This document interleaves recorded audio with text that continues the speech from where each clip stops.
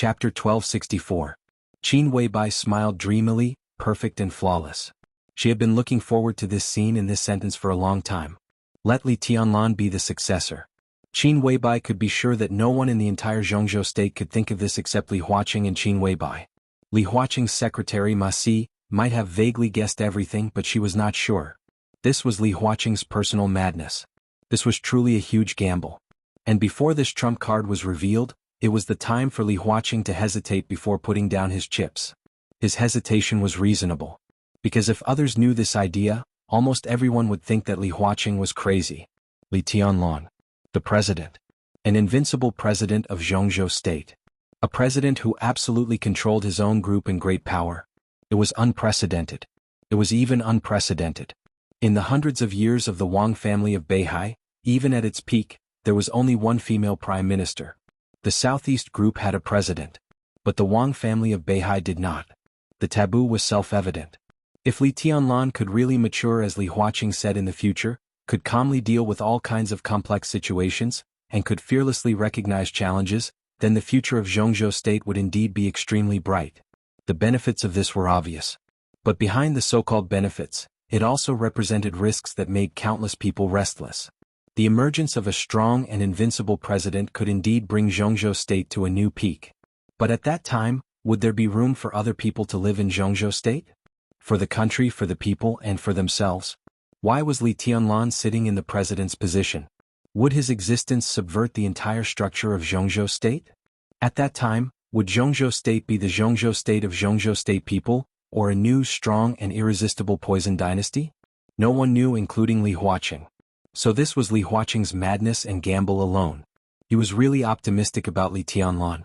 Therefore he wanted to take a gamble. But he was afraid that he could not bear the consequences of losing. So during this time in Emperor Dong's palace, he seemed to be calm about advancing and retreating, but he had been struggling and had not made up his mind. He did not dare to talk to Li Tianlan about this. This was the reason why he hesitated. Similarly, this would also be the reason why others would oppose this decision even if they risked their lives. Li Huaqing would hesitate. But the others were different. They couldn't believe it at all. Li Huaqing made such a choice because he really believed that Jianghu state would become better in Li Tianlan's hands. In other words, he was sure that his means could guide Li Tianlan to become a like-minded person in the next 20 years and guide him to become the leader that Jianghu state needed. It had nothing to do with nobility or selflessness. This was a concept. As for the others, no one dared to put their fate in the hands of others. Judging from Li Tianlan's current status and prestige, no one could be sure what height he would reach after more than 20 years.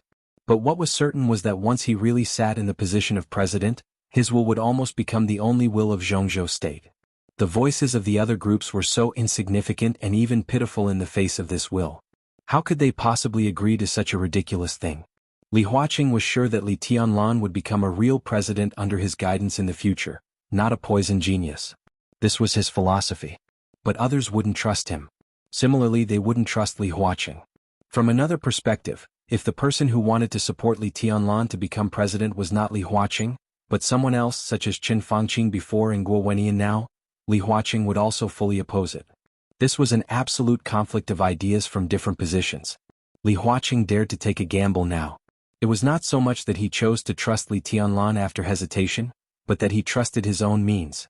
When he said this, all the hesitation and entanglement in his heart had disappeared, leaving only calmness. This was what Qin Weibai was looking forward to and what she wanted to see most. Because from this moment on, Li Huaqing and the academics would automatically become Li Tianlan's staunch allies because of this sentence.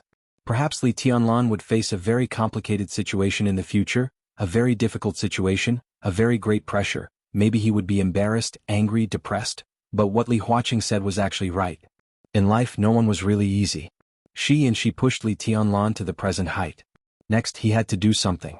The man she fell in love with was naturally not Ado who couldn't be helped. She firmly believed this. Next was Li Tianlan's era. Naturally he was the only one who could really stand up to the sky. Qin Weibai looked at Li Tianlan and gently blinked.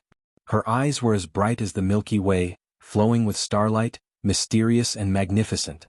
Li Tianlan didn't notice her expression. He sat in the chair and was silent for a long time, looking a little stupefied. Try to sit in Li Huaqing's position. This sentence was very simple. But in Li Tianlan's ears, It was really earth-shattering. To be honest, this time he was really shocked by Li Huaqing. Become the president of Jianghu state.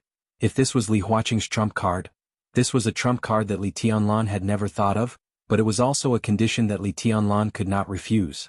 In life, what was the real peak of life? When he was young, Li Tianlan's answer was to restore the glory of the Li family.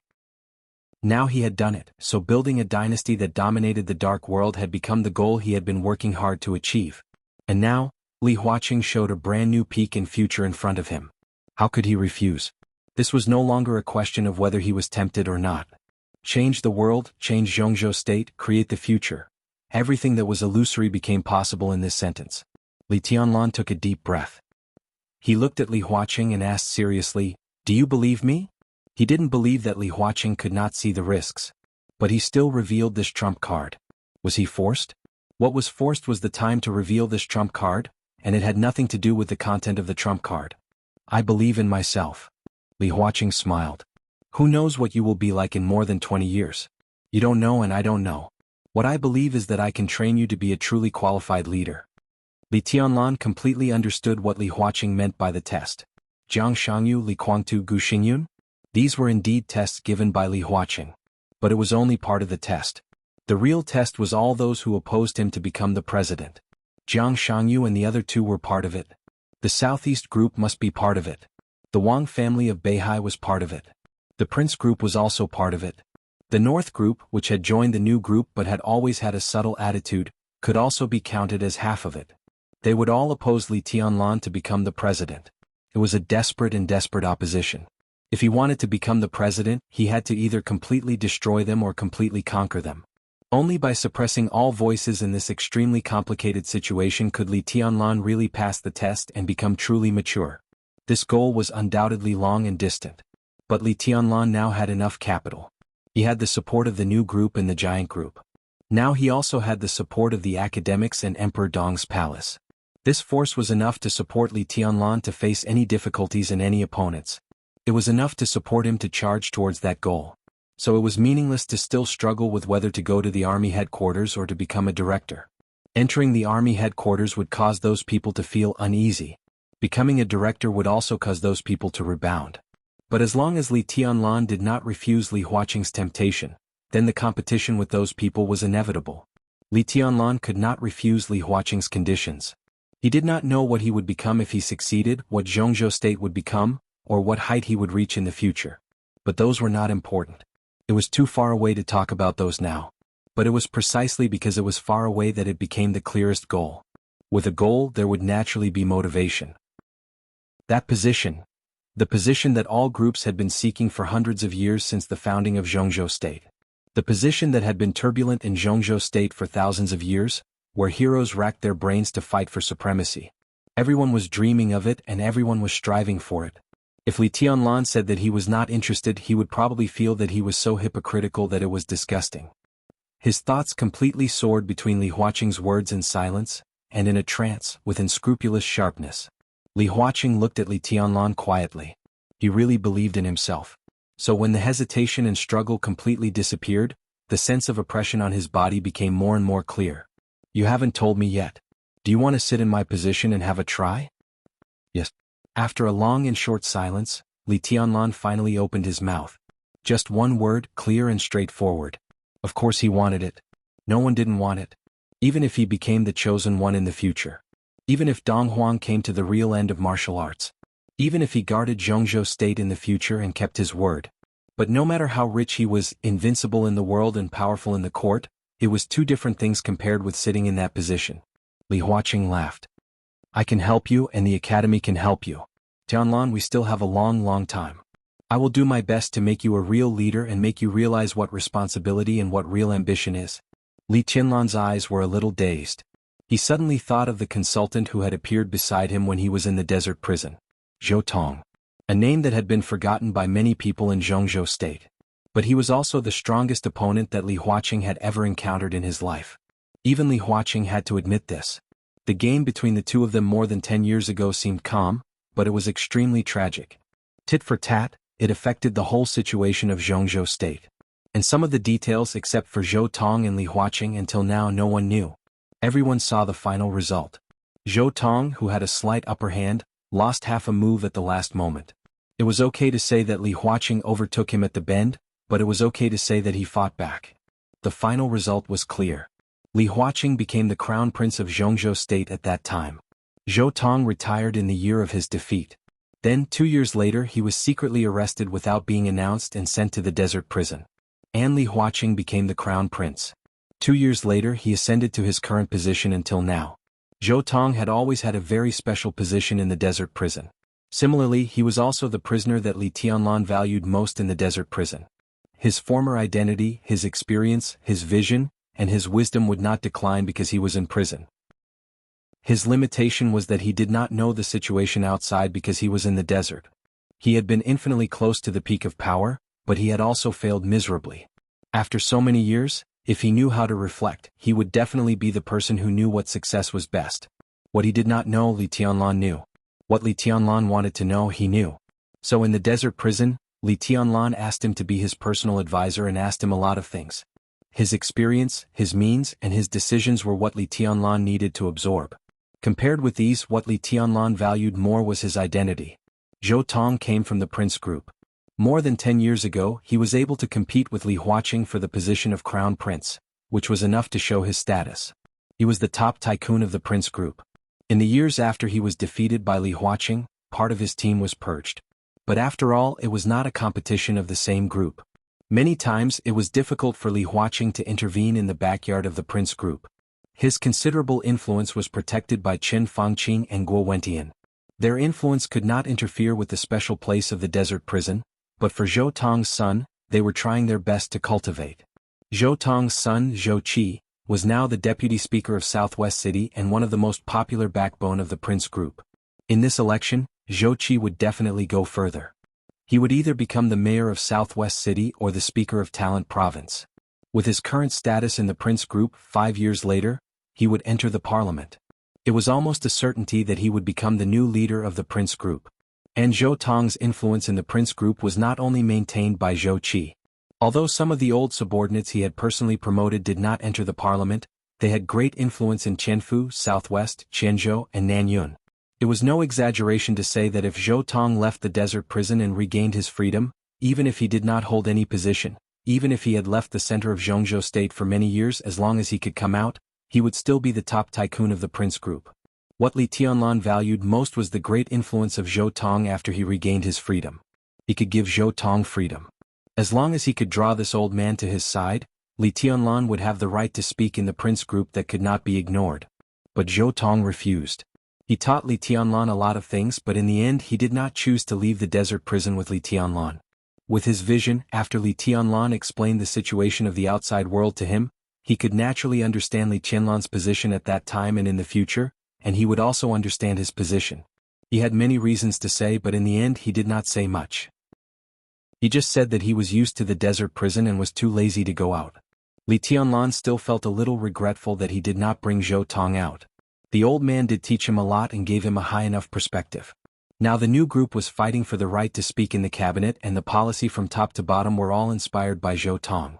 And if he could take Zhou Tong with him, it would be much easier for him to face Li Huaqing's test today to shut up the prince group.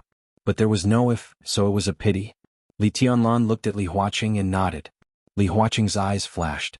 It was not the responsibility, ambition, or anything else he said, but a kind of persistence with very pure expectation. Maybe this was what he wanted Li Tianlan to learn. If you want, you can call me teacher. Li Huaqing smiled. Li Tianlan was stunned. A slender leg quietly stretched out and touched Li Tianlan's calf. There was no tablecloth on the table on the balcony, so Qin Weibai's movement naturally could not be hidden from Li Huaqing. He laughed and his eyes were happy. Li Tianlan stood up and bowed slightly to Li Huaqing. Teacher. This bow did not lose anything, and it had nothing to do with face. But Li Huaqing and Li Tianlan had the most direct teacher-student relationship. The most direct benefit was that the academics could focus on supporting him from now on. From then on, in the next many years, Li Huaqing would try his best to teach Li Tianlan how to become a president, instead of just being an invincible heavenly son in the dark world. It's not a peaceful time. I will return to Yuzhou today, and we will have plenty of time to meet in the future. The director or the army ministry, there is still time to consider. Li Huaqing smiled and nodded and said in a gentle voice. If Li Tianlan chose to become a director, he would naturally live in the hidden Dragon Sea in the future, which was the closest to Li Huaqing and convenient for classes. If he chose to become a member of parliament in the army ministry, then after the election, Li Tianlan would live in Dragon Lake Park, not far from Li Huaqing. There would be plenty of opportunities to meet. Li Tianlan nodded and said yes. Special Warfare Group is a good breakthrough. Li Huaqing continued to speak. If he wanted to go to the top and suppress all those who were not convinced, Special Warfare Group, Prince Group, Southeast Group, Wang family of Beihai, rice should be eaten one bite at a time. In this complicated situation, Special Warfare Group was the best breakthrough. Because in the future, Special Warfare Group would have Jiang Shangyu, Li Guangtu and Gu Xingyun. How to completely suppress them within the scope allowed by the rules, and even subdue or kill them was Li Tianlan's first test. I understand. Li Tianlan nodded. I've made it very clear to Li Guangtu. I'll take him away and give him freedom, but I'll ask him to be your whetstone. I won't participate too much in the affairs of Special Warfare Group. His voice paused. Looking at Li Tianlan's expression, he was not sure if Li Tianlan could understand what he meant. Li Tianlan and Qin Weibai laughed at the same time, with the same charm, very much like husband and wife. Li Huaqing said he wouldn't participate too much. But he didn't say that the academics wouldn't participate too much. This was solid support. Li Huaqing nodded and continued, Li Huaqing is not my man, neither are Jiang Shangyu and Gu Xingyun. Only you are my student. They know their position very well, so no one will be grateful to me for protecting them, and they will not give up their struggle. From now on, no one will be polite to you. I won't remind you of anything, but if one day you are killed by them, everything I said today will be meaningless. Li Tianlan smiled again. He smiled a little carelessly. Behind this unintentional carelessness, there was a kind of confidence that even Li Huaqing felt a little suffocated. What are you going to do about Special Warfare Group? Li Tianlan asked. The 5 Special Operations Departments still exist. Cancel the Special Operations Bureaus in each province and turn them into Special Operations Departments. Transfer the elites of the existing Special Operations Bureaus into the Special Operations Department, and set up the Special Warfare Legion. Li Huaqing said slowly, you serve as a special advisor of Zhongzhou State and the war god of Zhongzhou State. You can rebuild Zhuanyuantai. Of course, you can also replace it with Emperor Dong's palace. After the study, the parliament will officially confirm the weave of the Nightmare Legion and the Snowdance Corps, which will directly belong to you. Gu Xingyun will form the Kunlun Legion, Jiang Shangyu will form the Samsara Legion, and Li Guangtu will form the Purgatory Legion. At the same time, they will be under your jurisdiction. He rubbed his forehead. The 5 legions are united against the external forces, and the 5 special warfare divisions are against the internal forces. The Special Warfare Department will be under the leadership of both you and the military, and the division will be under your jurisdiction. There are still many details that need to be discussed, but once the general structure is confirmed, the rest is not difficult. You can make changes before and after the election. Of course, the special warfare system consisted of more than the combatants mentioned by Li Huaqing. There were also intelligence, resources, logistics, some secret bases overseas, some top-secret archery fields in the country and some groups on the surface. This was an extremely complete system. When added together, it was incomparably huge. As for how to change it, the parliament would discuss it. But as the new leader of the special warfare system, Li Tianlan's opinion was naturally crucial. The council was currently stuck with Li Guangtu. Now Li Guangtu walked out of Emperor Dong's palace. Next, both the Senate and the Senate, even the think tank of Emperor Dong's palace, had to participate in the reform of the special warfare system. Li Tianlan nodded. After a moment of silence, he said calmly, let's go and see Li Guangtu again. Chapter 1265. Li Guangtu sat quietly on the sofa and had been silent for a long time. The clock in the room ticked. Li Guangtu held a cigarette and looked at the watch calmly. He wasn't worried about his ending today. Just like what he told Li Huaqing, he knew Li Huaqing better than Li Tianlan. Since Li Huaqing could appear in front of him, Li Guangtu firmly believed that he could leave Emperor Dong's palace today. He didn't know what Li Huaqing would promise Li Tianlan, what trump card he had, or how to persuade Emperor Dong's palace, but it didn't matter. It was enough that he knew what kind of person Li Huaqing was. The hour hand moved soundlessly by one tick. Li Guangtu, who had been waiting silently, also moved and looked at the cage that had imprisoned him for a long time. The environment here was actually good. Located in the castle of Emperor Dong's palace, it was naturally not too shabby. This should be a guest room. The structure of an apartment, the living room was simple and elegant, and the room was comfortable. There was a separate bathroom and washroom, but there was no kitchen, so there was no need for that. Li Tianlan didn't abuse him. He had different kinds of 3 meals a day which were extremely sumptuous. When he was imprisoned here at the beginning, he was forbidden to smoke and drink. Because his injury was so serious that it went deep into his internal organs, someone sent him medicine every day. They were all Chinese medicine with mild properties, which seemed to be carefully brewed. When his injury was initially stabilized, cigarettes began to be provided, and then there was good wine. Zhonghua Maodai all the same whether you like it or not. Up until half a month ago, as his injuries healed, he could even choose his own food and drink. It was hard to say whether Li Tianlan was good or bad to him. Except that he couldn't walk freely, Li Tianlan met all his needs in life, took care of his injury, took care of his food, but did not allow him to walk freely, nor did he allow him to have any contact with the outside world. Every day it was the guards of Emperor Dong's palace who brought him food and medicine, and they basically never talked to him. They would seriously write down his requests, but they never replied, just like mutes. Li Tianlan never looked at him. The two were in a stalemate as if they would never talk to each other. Li Guangtu could roughly understand what Li Tianlan meant. He didn't want to kill him. At least not before today. If he had not been captured, then in the future dispute between the Purgatory of Heaven capital and Emperor Dong's palace, even if he failed, Li Tianlan would probably imprison him like today. Naturally, the rest of his life would not be as turbulent as before, but at least he could be guaranteed good food and drink. Li Guangtu smiled, somewhat self-deprecating. He carefully recalled his captivity during this period of time and thought of Li Tianlan. The conditions that were previously stated, after today, everything would be in the past. Li Guangtu took out a cigarette, lit it, and smoked silently. There were 2 knocks on the door. Li Huaqing and Li Tianlan pushed the door open again and walked in. Li Guangtu turned his head to look at the two of them, and his eyes narrowed subconsciously. In his sight, Li Huaqing walked in front and Li Tianlan walked behind. This was the relationship that the two of them should have in everyone's hearts.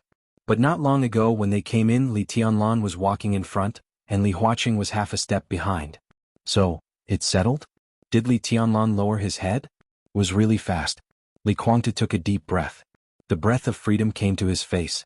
Instead of joy, he suddenly felt a little lost. Even the freedom that was within reach seemed to become a little dull. We can go. Li Huaqing nodded to Li Guangtu. Li Guangtu looked at Li Tianlan and laughed. What did the president give you? He asked suddenly. You don't need to know. Li Tianlan's voice was indifferent. Li Guangtu's smile remained unchanged and he continued, the conditions you proposed before were really good. As he spoke, he was also quietly observing Li Huaqing. Li Huaqing smiled and said nothing. He was not afraid that Li Guangtu would go back on his word. It was meaningless. Because Li Tianlan was not stupid. Li Guangtu joined Emperor Dong's palace now, and Li Tianlan could indeed get a lot of things. But now that Li Guangtu had left, Li Tianlan would get the whole Zhongzhou state in the future. This bargaining chip was enough to crush everything. Li Guangtu could not compare with it. The Purgatory of Heaven capital could not compare either. Sure enough, Li Tianlan shook his head and said without hesitation, it's too late to regret. Li Guangtu's pupils contracted very subtly. Of course he didn't really regret it. He was just testing his value in Li Guangtu's eyes to see what the president promised Li Tianlan for his freedom. Li Tianlan answered too simply and without hesitation, which was enough to show that what Li Huaqing promised him was far more attractive to Li Tianlan than himself and the Purgatory of Heaven capital combined. At least in Li Tianlan's eyes that was the case. Tianlan is my student. Li Huaqing chuckled and suddenly said. Li Guangtu froze for a moment and asked subconsciously, what? I'm the teacher's student. Li Tianlan's voice was clear and steady. Li Guangtu suddenly fell silent. He was silent for a long time before he laughed incredulously. Li Tianlan also laughed. Are you crazy? Li Guangtu looked at Li Huaqing and asked word by word. Li Huaqing did not respond to him but pointed to the door. Are you going or not? Li Guangtu was so excited that he couldn't speak for a while. Li Tianlan became Li Huaqing's student. This answer was enough to explain everything. Li Huaqing had many students, but it could also be said that he had no students. He was the president and also the dean of the youth academy. So many people who had worked or studied in the youth academy could be regarded as Li Huaqing students. This was also the origin of the name academics. But the person who could openly call Li Huaqing teacher in front of everyone, before today there was no such person. But now there was Li Tianlan. Li Huaqing's student. What did this relationship mean? It meant that Li Huaqing directly announced the sensitive word of successor. Li Guangtu was the first to know. But then, the relationship between the two of them was enough to detonate the whole Jianghu state. Li Tianlan gave Li Huaqing the purgatory of heaven capital. But Li Huaqing gave Li Tianlan the whole Jianghu state. Li Guangtu completely understood what the phrase, "it's too late to regret," meant. In front of Li Huaqing's bargaining chip, he had no value to Li Tianlan. Worth? Li Guangtu took a deep breath and looked at Li Huaqing and asked. He didn't know he was so valuable. It's related to you but not too much. Li Huaqing smiled and said, time will prove everything. Huh, time? Li Guangtu sneered and said directly, I don't agree with this. You're not qualified to say this. Li Tianlan said lightly. Is qualification important? Li Guangtu laughed and said, you can't succeed. I owe you for taking care of me during this time, but I don't intend to pay it back. I refuse your request today. As you said, we are real enemies from now on. Li Tianlan looked at him expressionless. So, Li Guangtu said slowly, don't give me a chance. I'm not as hypocritical as you. Once I have a chance to kill you, I won't hesitate. You can't sit in that position. Li Tianlan gently twitched the corner of his mouth, raised his hand and pointed to the door. Get out. Chapter 1266. Li Guangtu didn't get out. He stood in front of Li Tianlan, and his smile widened as if he was provoking him. No regrets. Let me remind you, no matter how wonderful the future is, it's not now. It is said that people should take a long-term view, but if it's too long-term, it's just a dream and unrealistic. After all, you have to look at what's under your feet and in front of you. Li Tianlan's eyes flickered, but he didn't speak. Li Guangtu fumbled in his pocket, took out a cigarette and handed one to Li Tianlan. His martial arts and Li Tianlan's were of the same origin, so he could naturally see that Li Tianlan was now in his real body. Li Tianlan took the cigarette, lit it with a flick of his finger and took a deep breath. It's true that you want to be the president, control this country, and become the most powerful person in the world, but that's all in the future. If I get out of this door today, if I fight against you with all my strength, I can't say that I can kill you, but it's really not difficult to cause you some trouble and give you substantial pressure. He held the cigarette and chuckled. At that time you can't even fight against me. You're still too young. You should know that what we're going to face next is what I'm really good at. Are you done? Li Tianlan asked. Am I wrong? Li Guangtu raised his eyebrows slightly. Li Tianlan smiled. Yes, of course he was right. He understood what Li Guangtu's words meant. Today Li Guangtu left Emperor Dong's palace, and tomorrow the Purgatory of Heaven capital would no longer exist.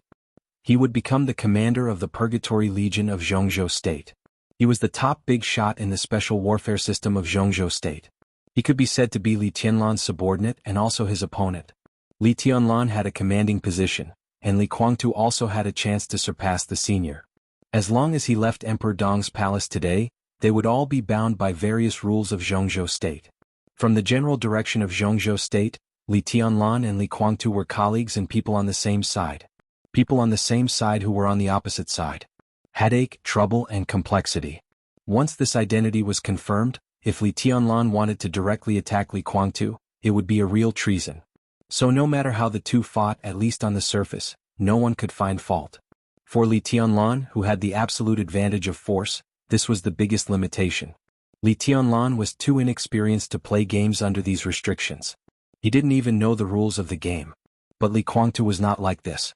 Before the treason case, he was already the youngest marshal in Jianghu State at that time, the first commander of the Border Control Corps, and the young master of the Li family. If he had been an idiot with only strength but no brains at that time, it would have been impossible for the Wang family of Beihai to feel a sense of crisis. It was not difficult to play tricks. However, under the various restrictions, it was really not easy to play tricks within the rules of the game. And this just happened to be what Li Guangtu was best at back then. His strength was not as good as Li Tianlan's. But as long as Li Tianlan did not dare to flip the table, it was absolutely easy for him to create some pressure on Li Tianlan. You're right. Perhaps in this aspect, you do have many methods that I have never seen before. It's a pity that I'm not alone now, and there are no useless people in Emperor Dong's palace. If you want to play, there are many people who will accompany you to the end. If you're not convinced, just bring it on. He reached out and helped Li Huaqing tidy his collar. He smiled and said, I probably know that you always think that I owe you. Although I don't know what I owe you, no matter what I owe you, it should not be as important as my life. This time I can kill you. The teacher coming to ask for you doesn't mean anything. You should know that if I didn't bring you back, no one could save you. You're not dead now, so even if I really owe you something, I've probably paid it off. So, if you want to play, you can do whatever you want. When you fall into my hands next time, you won't have this treatment now. There was an emotion similar to jealousy in Li Guangtu's eyes. Now Li Tianlan was indeed not alone. Emperor Dong's palace was full of talents. It could become the strongest superpower in the dark world today. It had a lot to do with Li Tianlan, but it also had nothing to do with Li Tianlan. Li Tianlan was really young. However, the military counselors were all wily old foxes who had deep foresight. What's more, there was Qin Weibai above these old foxes. Li Guangtu had always longed for such a Emperor Dong's palace. Similarly, such a Emperor Dong's palace really didn't need to be afraid of Li Guangtu. Therefore, Li Tianlan was as calm as a mountain and full of confidence. You'll die and I'll die. That's fair. Li Guangtu nodded and smiled a little strangely. Come on. Li Tianlan didn't know, Li Huaqing didn't know, and everyone didn't know that in fact he didn't cooperate with Gu Xingyun. From the beginning to the end he only cooperated with one person. That was Jiang Shangyu. It could be said that Li Guangtu was paranoid or had a sense of superiority in his heart. Li Guangtu really didn't take Li Tianlan seriously. It was not that he looked down on Li Tianlan, but that Li Tianlan was too young. He might be invincible in personal force, but personal force was not omnipotent. Sometimes it was even nothing. In Li Guangtu's mind, if the difficulty of Emperor Dong's palace was 10, Li Tianlan would take 30%, and the other 70% would be Qin Weibai. This siren was indeed the person he was most afraid of. It could even be said that as long as she was by Li Tianlan's side, he was unlikely to get the complete Emperor Dong's palace. Jiang Shangyu also seemed to know this. So when he found him to cooperate, he directly said that he had his own solution to this problem. Li Tianlan didn't have Qin Weibai by his side. What did this mean? That prospect was so beautiful that he couldn't imagine it. As long as he could go back today, the alliance of the three of them would be officially established. Next, it was time for them to play their cards. Your smile now makes me want to kill you. If there's nothing else, get out. Li Tianlan said in a cold voice. There is really one thing. Li Guangtu snorted and looked at Li Tianlan. How about I call you your majesty and ask you for a favor? Li Tianlan raised his eyebrows. Unless I can kill you, otherwise if there is no accident, I probably won't come here again. Li Guangtu said slowly, if possible, I want to see my daughter. Li Tianlan was silent for a moment. Li Huaqing also narrowed his eyes. Few people in Emperor Dong's palace knew where Dongqing Rushi was. Naturally, there were even fewer people who could directly contact her. In Li Huaqing's mind, Li Guangtu's words undoubtedly meant that he was going to send him away so that he could spend time alone with Li Tianlan. But on this matter he couldn't say anything. Li Tianlan nodded and said calmly, okay, I'll talk to my teacher and ask Senior Yu to take you there. Li Huaqing relaxed his eyebrows and smiled. Chapter 1267. The elevator stopped on the first floor, and a gentle and subtle fragrance floated in the elevator. Li Guangtu followed two female staff out of the elevator and came to the hall on the first floor of the castle again. The hall was not busy, but it was not cold either. From time to time, people passed by Li Guangtu looking calm, confident, and peaceful. It was not an exaggeration to say that the structure of Emperor Dong's palace was magnificent.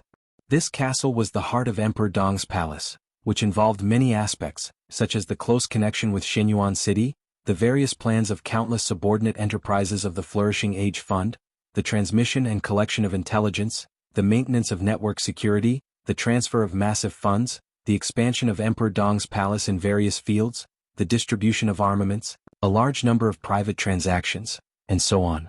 Everything would converge here and then spread out from here. So the huge castle was not cold at all.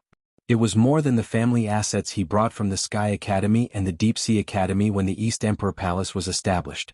After the Flourishing Age Fund joined, it also became the headquarters of the Flourishing Age Fund. A large number of elites and managers filled the office space here. The whole castle, except for the top floor where he lived, was full of vitality every moment. Li Guangtu watched quietly, observing every detail around him until an apology came from behind him. General, sorry to keep you waiting. Xiao Mahai, the current chief steward of Emperor Dong's palace, hurried over with a subtle smile. Fortunately, I haven't seen this scene for a long time. It's quite interesting. Li Guangtu laughed. What did you call me? General. According to the information I have, You will be the commander of the Purgatory Legion in the future. The commanders of the 5 legions, Nightmare, Snow Dance, Kunlun, Purgatory and Samsara, all have the rank of commander. The special warfare system can't accommodate 5 marshals.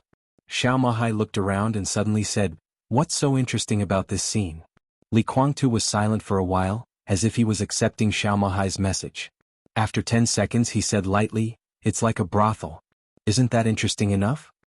Xiao Mahai narrowed his eyes slightly. "Sorry, that's not the right word. This is more like a clubhouse to please only one person." Li Kuangtu corrected his wording. The people working in the castle could be said to be the civil servants of Emperor Dong's palace. It could be said that there were no men, but relatively speaking, the proportion of women was higher.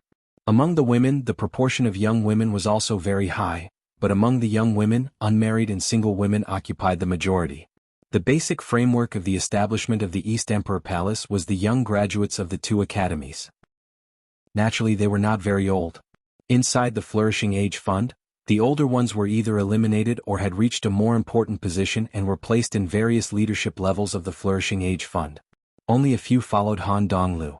Therefore, the interior of the castle of the East Emperor Palace could be said to be a beautiful scenery. Young and beautiful women could be seen everywhere. It was not strange at all to see black silk and beautiful legs and professional clothes everywhere. "I missed." Xiao Mahai shook his head. "Oh?"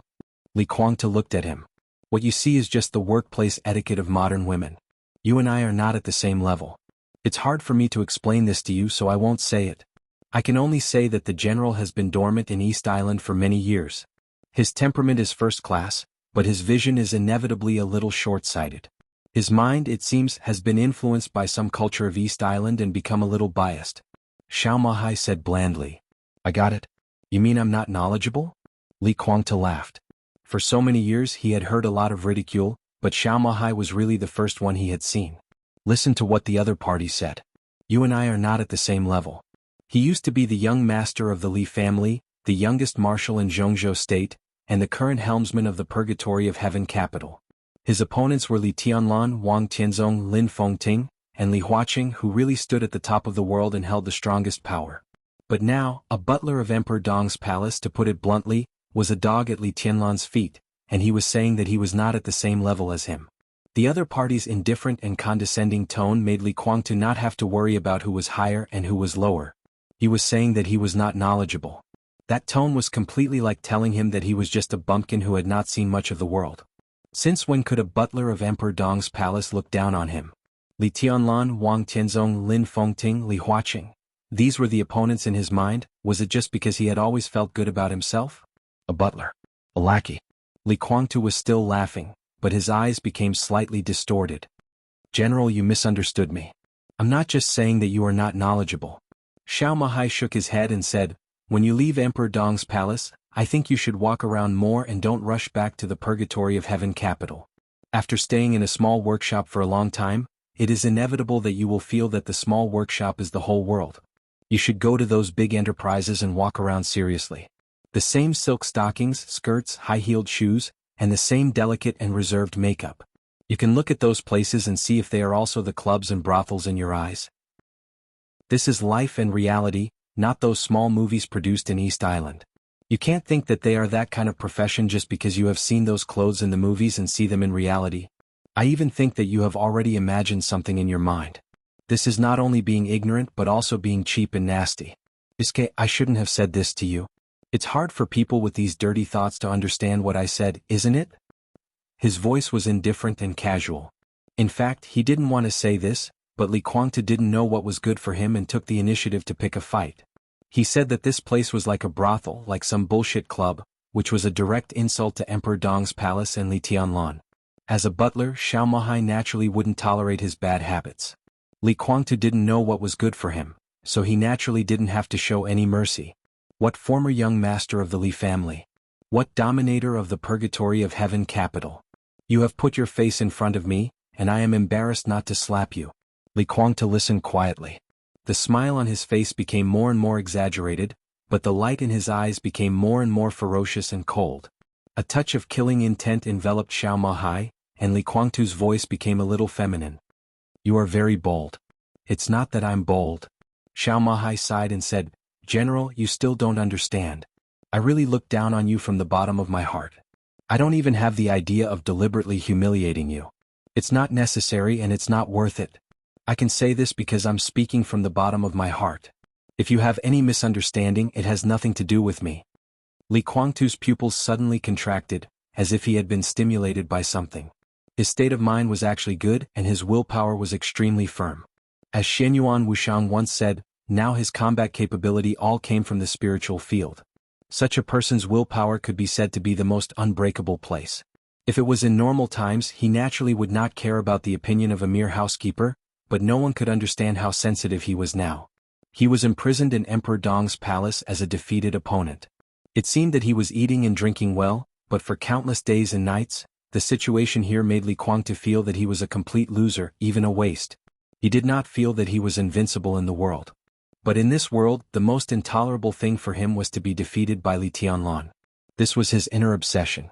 The failure this time constantly made him feel as if all the hard work he had put in over the years before had been negated at every moment. This feeling came from the purgatory of heaven capital, when Li Honghe appointed Li Tianlan to inherit the Li family, which made Li Guangtu angry. It came from the unwillingness to guard the dragon vein of Jianghu state but could not get it. It came from the anger of many old people of the Li family who had supported him without complaint or regret and were even willing to die for him, but now they gradually drifted away from him and even stood by Li Tianlan. It came from the anger of Situ Tsangyue and Li Shi, who were originally his women, but joined the coldness of Emperor Dong's palace. It came from the luxury of besieging Li Tianlan, but facing that sword they were so small. It came from the powerlessness of being imprisoned in Emperor Dong's palace. It came from the jealousy of Emperor Dong's palace, which was like the sun at high noon. In many aspects there were many scenes. Great pressure had been pressing on Li Guangtu, but he held on, gritted his teeth and persisted year after year, day after day. Finally, today, after a short period of imprisonment, he had regained his freedom. Li Tianlan let him go. To some extent, it could even be said that Li Tianlan had given up on him. What kind of threat and trouble he would cause to Li Tianlan in the future, and the harm of letting the tiger return to the mountain. He believed that Li Tianlan knew these. But Li Tianlan, he didn't care. Wasn't this also a kind of disregard? Li Guangtu forced himself to smile, but the gloom in his heart had long been real. And now, understatement, calm, natural, Xiao Mahai, a butler, a servant, a lackey, with an indifferent attitude told him very clearly, I just looked down on you. This was like a knife from head to toe, cutting him black and blue all over. If even a butler looked down on you, what qualifications do you have to be Li Tianlan's opponent? That was what Xiao Mahai meant. Li Guangtu tried hard to calm his mind, but his breathing still became rapid. Aren't you afraid that I'll kill you? His voice was cold and fierce. I'm just telling the truth. Why do you want to kill me, General? Xiao Mahai's smile was impeccable, very polite and very implicit. Since it has come to this, I don't want to say anything false. General, you can kill me, but do you dare to? I'm the butler of Emperor Dong's palace and I'm His Majesty's lackey. If you dare to attack me today, His Majesty will naturally not let you live. So, how can your ridiculous ambition be realized? Li Guangtu became more and more angry, but for the first time he began to look at the butler of Emperor Dong's palace. Xiao Mahai. He had heard of this person. He used to be a general of Jianghu state. It was not easy for him to have a gold star on his shoulder without any background or backing. In terms of ability, Xiao Mahai also had it. But after blocking others' way, he could only be sent to the desert prison. After Li Tianlan went to the desert prison, all forces attached great importance to it. Of course including Li Guangtu and Xiao Mahai. It was also because of Li Tianlan that he officially entered the attention of all the big shots. They knew Xiao Mahai before, but they just knew that there was such a person. But after he clung to Li Tianlan's leg, a series of actions really made people pay attention to this lackey of Dong Huang. For more than 2 years, this person really treated Li Tianlan as an ancestor and served him. How special was the status of the desert prison? But he squandered all the funds of the desert prison without being greedy, just to let Li Tianlan enjoy life better. He even sent his daughter and sister there. This kind of thing was really not something that anyone could do. Therefore, numerous people in Yuzhou province were full of resentment towards him. They said that he was like a mangy dog who only wagged its tail at his master, that he was shameless, that he had lost the dignity of a soldier, and that he had even said more outrageous words. But the big shots who really stood at the top of the parliament had been silent about this. In the end, Li Tianlan successfully walked out of the desert prison. Xiao Mahai, who was seriously injured and dying under the torture of Gu Qianchuan, was also brought to Tianan by him. Li Tianlan soared to the sky. Emperor Dong's palace began to transform. After recovering from his injury, Xiao Mahai became the butler of Emperor Dong's palace. Li Tianlan put him in this position, which had fully explained his attitude. It showed that in more than 2 years in the desert he was extremely satisfied and trusted Xiao Mahai.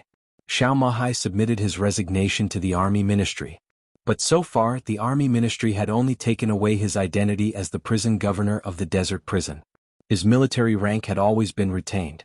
In other words, if Li Tianlan was short of people, or Xiao Mahai was willing to leave Emperor Dong's palace, he could become one of the most powerful generals in the whole Jianghu state in the blink of an eye. He was now the butler of Emperor Dong's palace.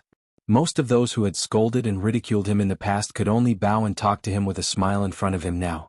As for those who could look down on Xiao Mahai now, no one would look down on him. Li Guangtu did not look down on him. In Li Guangtu's eyes, Xiao Mahai was a madman or a gambler.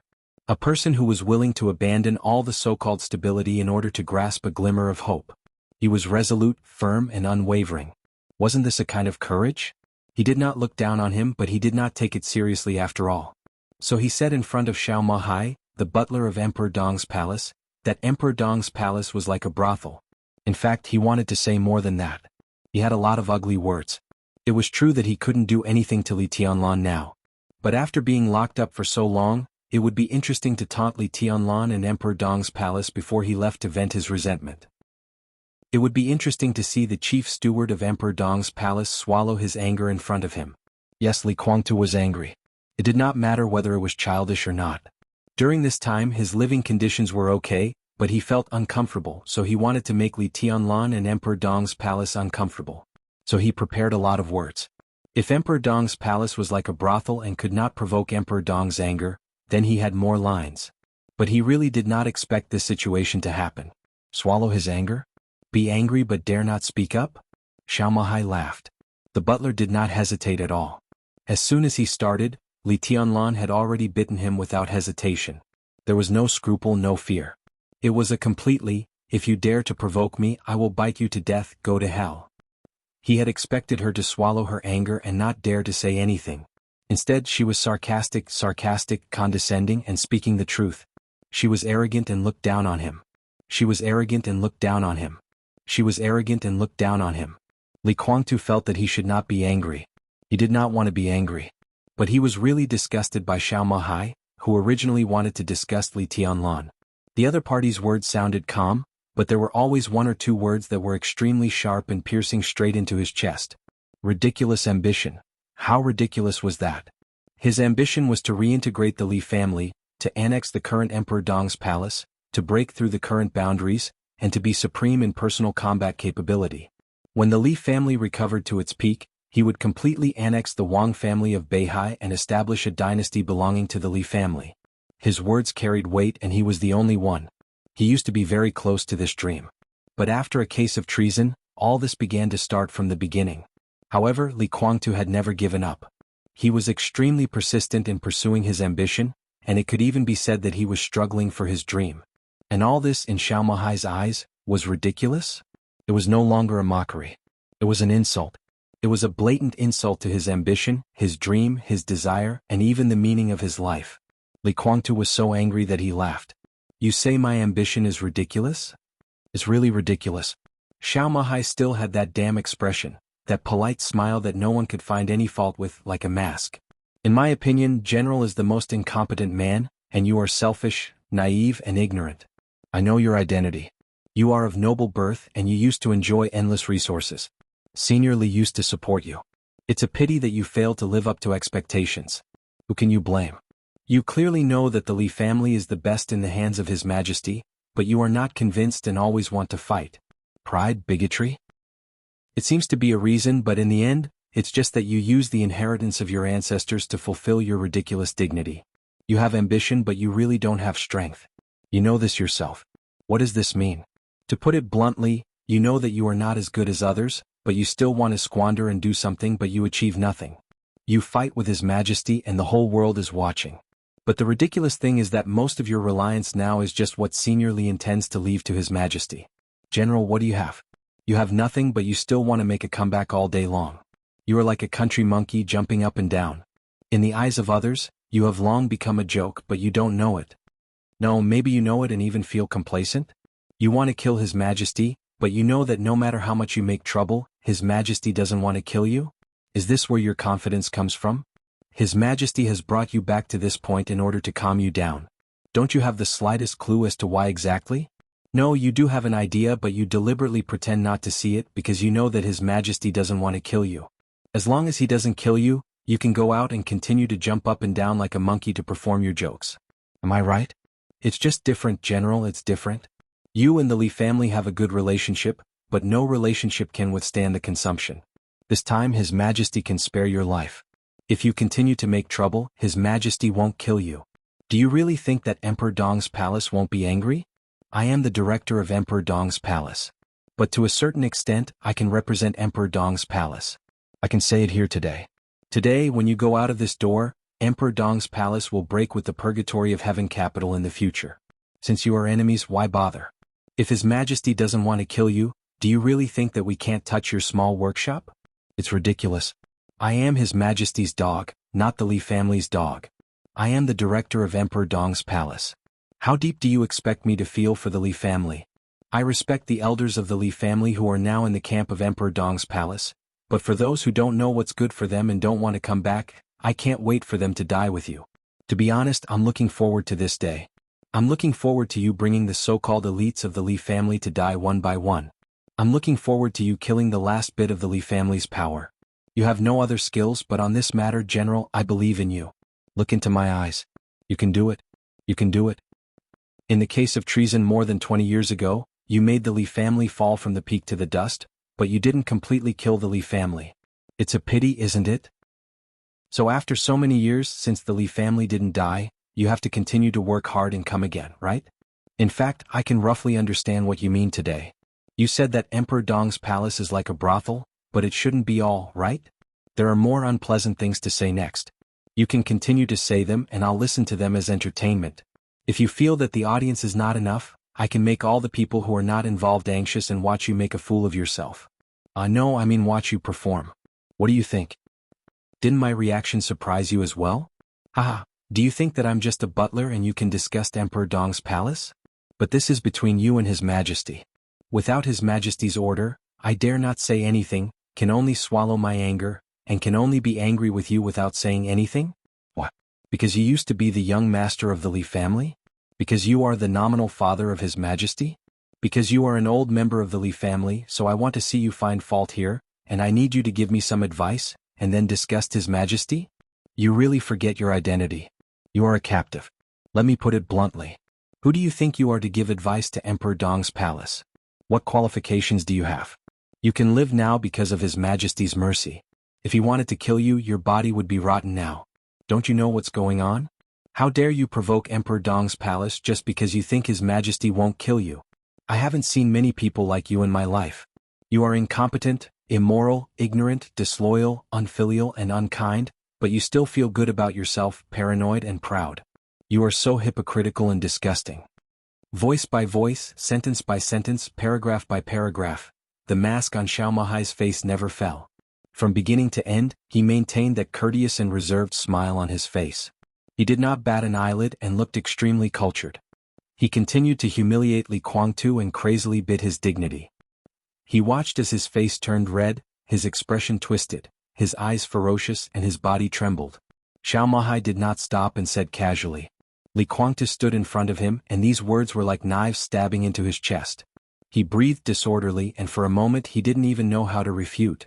Xiao Mahai took out a pack of cigarettes from his pocket, maintained a polite and respectful smile and said softly, "General, have a cigarette?" Silence. In the long silence, Li Guangtu was surrounded by extremely cold and sharp sword intent. He stared at Xiao Mahai who was smiling and the corner of his mouth twitched. After a long time he let out a long breath. Xiao Mahai handed over the cigarette. A glimmer of light suddenly flashed between the two. No one in the hall noticed this detail. The light flashed from bottom to top, and in a flash, it had reached Xiao Mahai's arm. He really couldn't kill the butler here. But he didn't believe that he dared to completely fall out with him if he wanted to kill him with only one arm. If what he said was outside Emperor Dong's palace, his life wouldn't be enough to save him. Here it didn't matter if he kept one arm. Xiao Mahai didn't move. It seemed that he had no time to react. The light tore Xiao Mahai's sleeves in an instant, but it didn't touch his skin. Xiao Mahai's whole body seemed to suddenly become extremely illusory, and he directly widened the distance between him and Li Guangtu. The inconspicuous but extremely condensed sword light seemed to rush into nothingness. The space around Xiao Mahai was clearly distorted for a moment. The sword energy that Li Guangtu barely made melted rapidly in the distorted space. There was a breeze in the hall and then it dissipated. Xiao Mahai, whose sleeves were completely torn, still held the cigarette. He smiled and said nothing, as if he had no fear or lingering fear. Every corner of Emperor Dong's palace was full of Li Tianlan's sword energy. This also meant that Li Tianlan was everywhere in Emperor Dong's palace. Naturally, this place was under his absolute control. Li Tianlan didn't bother to monitor the inside of Emperor Dong's palace, but he would naturally keep an eye on Li Guangtu. So he would pay attention to Xiao Mahai. So Xiao Mahai didn't show any mercy to Li Guangtu. He was indeed presumptuous. A dog who relied on his master's power to bully others. Xiao Mahai didn't care about this. He thought that he was Emperor Dong's lackey, so no matter what he did, as long as Li Tianlan didn't think it was inappropriate, no one could threaten him. "Look, you're anxious," Xiao Mahai said with a smile. Li Guangtu didn't speak. He took a deep look at Xiao Mahai, suddenly covered his mouth and coughed violently. His injury, which had barely stabilized, seemed to break the balance again with his reluctance this time. Li Guangtu coughed crazily, and his lungs were torn apart. Xiao Mahai just looked at him, motionless, with indescribable indifference in his eyes. Li Guangtu coughed for nearly 3 minutes. His palms were full of blood and a lot of blood froth flowed down his fingers, splashed on his clothes and flowed to the floor. Li Guangtu wiped the corner of his mouth with the other hand and clenched his fists. "Take him to Senior Yu." Li Tianlan's voice rang in their ears. Xiao Mahai suddenly stopped smiling and nodded. He looked at Li Guangtu and said with a smile, "General, please." He waved to a cleaner not far away and motioned for him to clean the floor. Then he turned around and took Li Guangtu to the other side of the elevator, which was rarely used. Li Guangtu suppressed all the emotions in his heart, expressionless, and said nothing. He already understood that his provocation was asking to be humiliated. In the case that he couldn't kill Xiao Mahai, he really couldn't beat the butler of Emperor Dong's palace in a quarrel. Xiao Mahai entered a string of passwords like a phone number in the elevator. Soon, an old but still energetic voice sounded in the elevator. "Who is it?" Li Guangtu's expression changed slightly. Xiao Mahai laughed and said, "Senior Yu, it's me. His Majesty asked me to take the general to you." The voice in the elevator paused and then there was some doubt. "General?" "General Li Guangtu. He wants to see Mrs. Dongqing," Xiao Mahai said calmly. The other side of the elevator fell into silence. A few seconds later, Yu Donglai entered the password on his side. The elevator slowly descended and stopped at the 3rd floor underground. After the elevator door opened, the space of the 3rd floor underground was still separated from the space of the 3rd floor underground by a layer of extremely thick but extremely transparent glass. Yu Donglai stood outside the glass looking at Li Guangtu in the elevator. The two looked at each other and their eyes were extremely complicated. Xiao Mahai nodded to Yu Donglai. Yu Donglai pressed the button next to his hand, and the thick glass that could defend against rockets slowly opened to both sides. Yu Donglai didn't go in. Li Guangtu didn't come out. Xiao Mahai stood in the middle, purely treating himself as transparent. The atmosphere was indescribably awkward. After a long time, Li Guangtu smiled and took the initiative to break the silence. "Uncle Yu, long time no see." "How long did he say long time?" Yu Donglai's eyes were in a trance. It was more than 20 years since the last time they met. How many 20 years could there be in a lifetime? Yu Donglai took a deep breath, looked at Li Guangtu and suddenly frowned. "Injured?" He knew that Li Guangtu had been injured when he was captured. But he also knew that during this time, Li Guangtu's injury had barely stabilized. Now Li Guangtu's breath was fluctuating, and his breathing was a little rapid and disordered, as if he had just been injured. "It's nothing." Li Guangtu smiled carelessly. "Uncle Yu, is it enough for us to talk about the old days?" Yu Donglai glanced at Xiao Mahai. Xiao Mahai touched his nose and said with a calm smile, "His Highness means to let Elder Yu lead the way and take General Li to see Mrs. Dongqing, and my role is to take General Li to see Elder Yu. Now that the task is completed, I should go up and report. Does Senior Yu have any instructions?" Yu Donglai sighed and shook his head. Li Kuangtu walked out of the elevator and was silent. Xiao Mahai bowed slightly to Yu Donglai and took the elevator all the way up. Li Kuangtu and Yu Donglai talked about the old days. It sounded very sensitive, but there was nothing to doubt. Yu Donglai's status in Emperor Dong's palace was extremely high, but he could not be regarded as a core figure in Emperor Dong's palace. His granddaughter Yu Qingyan could be regarded as a core figure in Emperor Dong's palace, but she was still very young and could not be regarded as a high-level figure.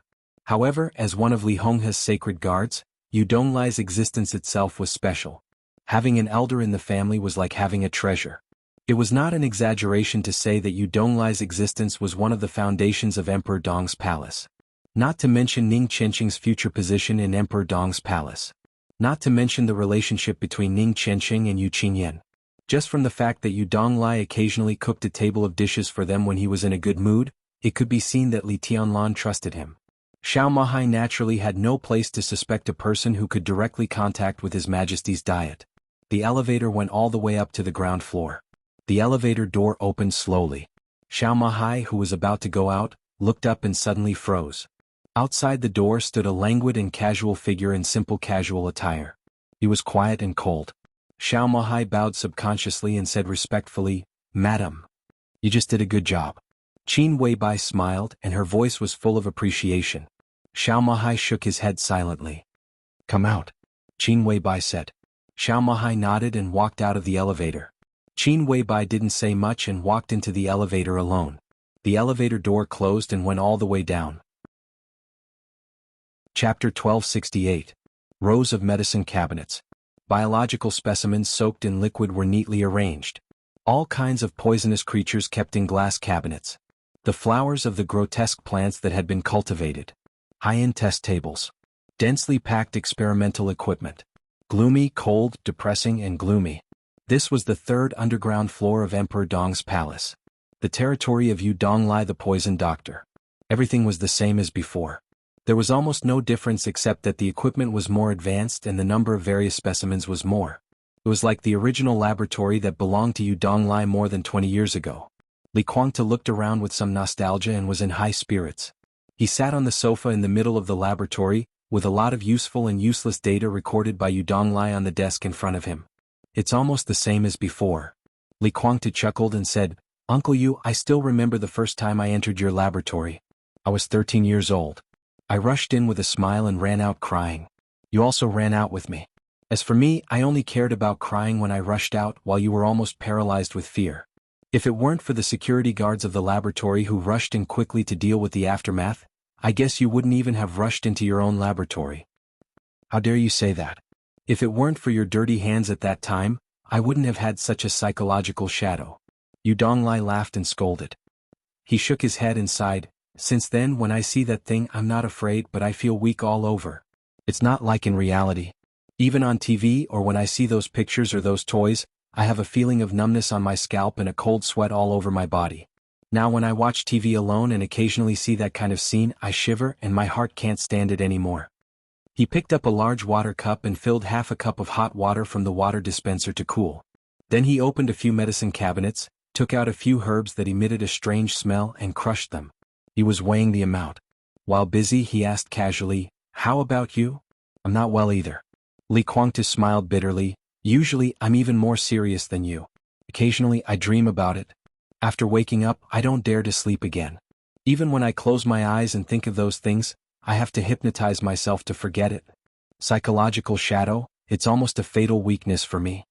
After a pause, he continued, "But fortunately, I have some achievements in the spiritual domain. After my martial arts were crippled, it could be considered as a different path. However, my spiritual power is different from that of the sanctuary. It can be considered as a different application of the way of the sword. It's hard to achieve the silent effect, but it's not a problem for me to hypnotize myself. So in this aspect, I can barely overcome it." "That's good." Yu Donglai lowered his head and continued to fiddle with various crushed powders. He chuckled and said, "So, I'm really not a qualified poison doctor." He shook his head as if he wanted to get rid of some images deep in his memory. That year, Li Kuangtu, at the age of 13, entered his lab for the first time. He observed all kinds of living specimens in his lab with great interest, but he was scared by a poisonous snake in the window and accidentally knocked over the window. Li Guangtu was so scared that he cried and ran out of the lab. However, he didn't expect that Yu Donglai, who was known as a poison doctor, was so scared that his face turned pale and he couldn't even stand steadily. Yu Donglai was afraid of snakes. This was a secret that few people knew. It was also because of his fear that he kept that thing in his lab in order to avoid being found out by others. He didn't even touch it on normal days. It was a joke that someone who played with poisons was afraid of this thing. But Yu Donglai was really afraid.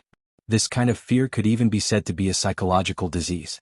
It was not the fear or disgust ordinary people had, but a kind of fear that would make one's whole body stiff, face pale, scalp numb, and blood flow backward after seeing it. It was a fear that overwhelmed all reason. Except for this thing, Yu Donglai had never been afraid of anything in his life. And that farce also left a deep psychological shadow on Li Guangtu. Over the years, no matter where and when, as long as he saw it, he would not hesitate to completely smash it with sword energy. Also, after that time, Yu Donglai simply stopped pretending and never kept that thing again. Even if he needed to study it, he would send people to extract the poison. If he could avoid looking at it, he would absolutely not look at it. This is not a weakness. In terms of poison, in the whole dark world, Uncle Yu can be said to be in existence at the level of the ancestor. Li Guangtu said with a smile.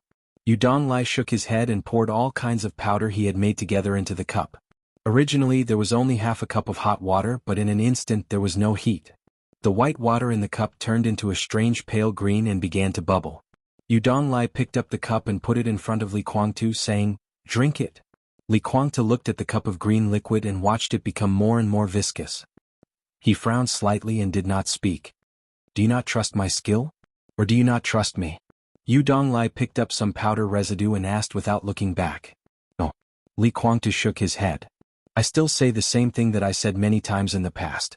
This thing looks really King disgusting. Uncle Yu, you are not particular.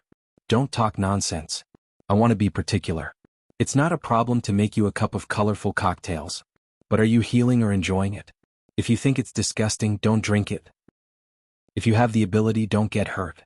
Just treat it as I am willing to serve you." It was exactly the same scolding as in the past.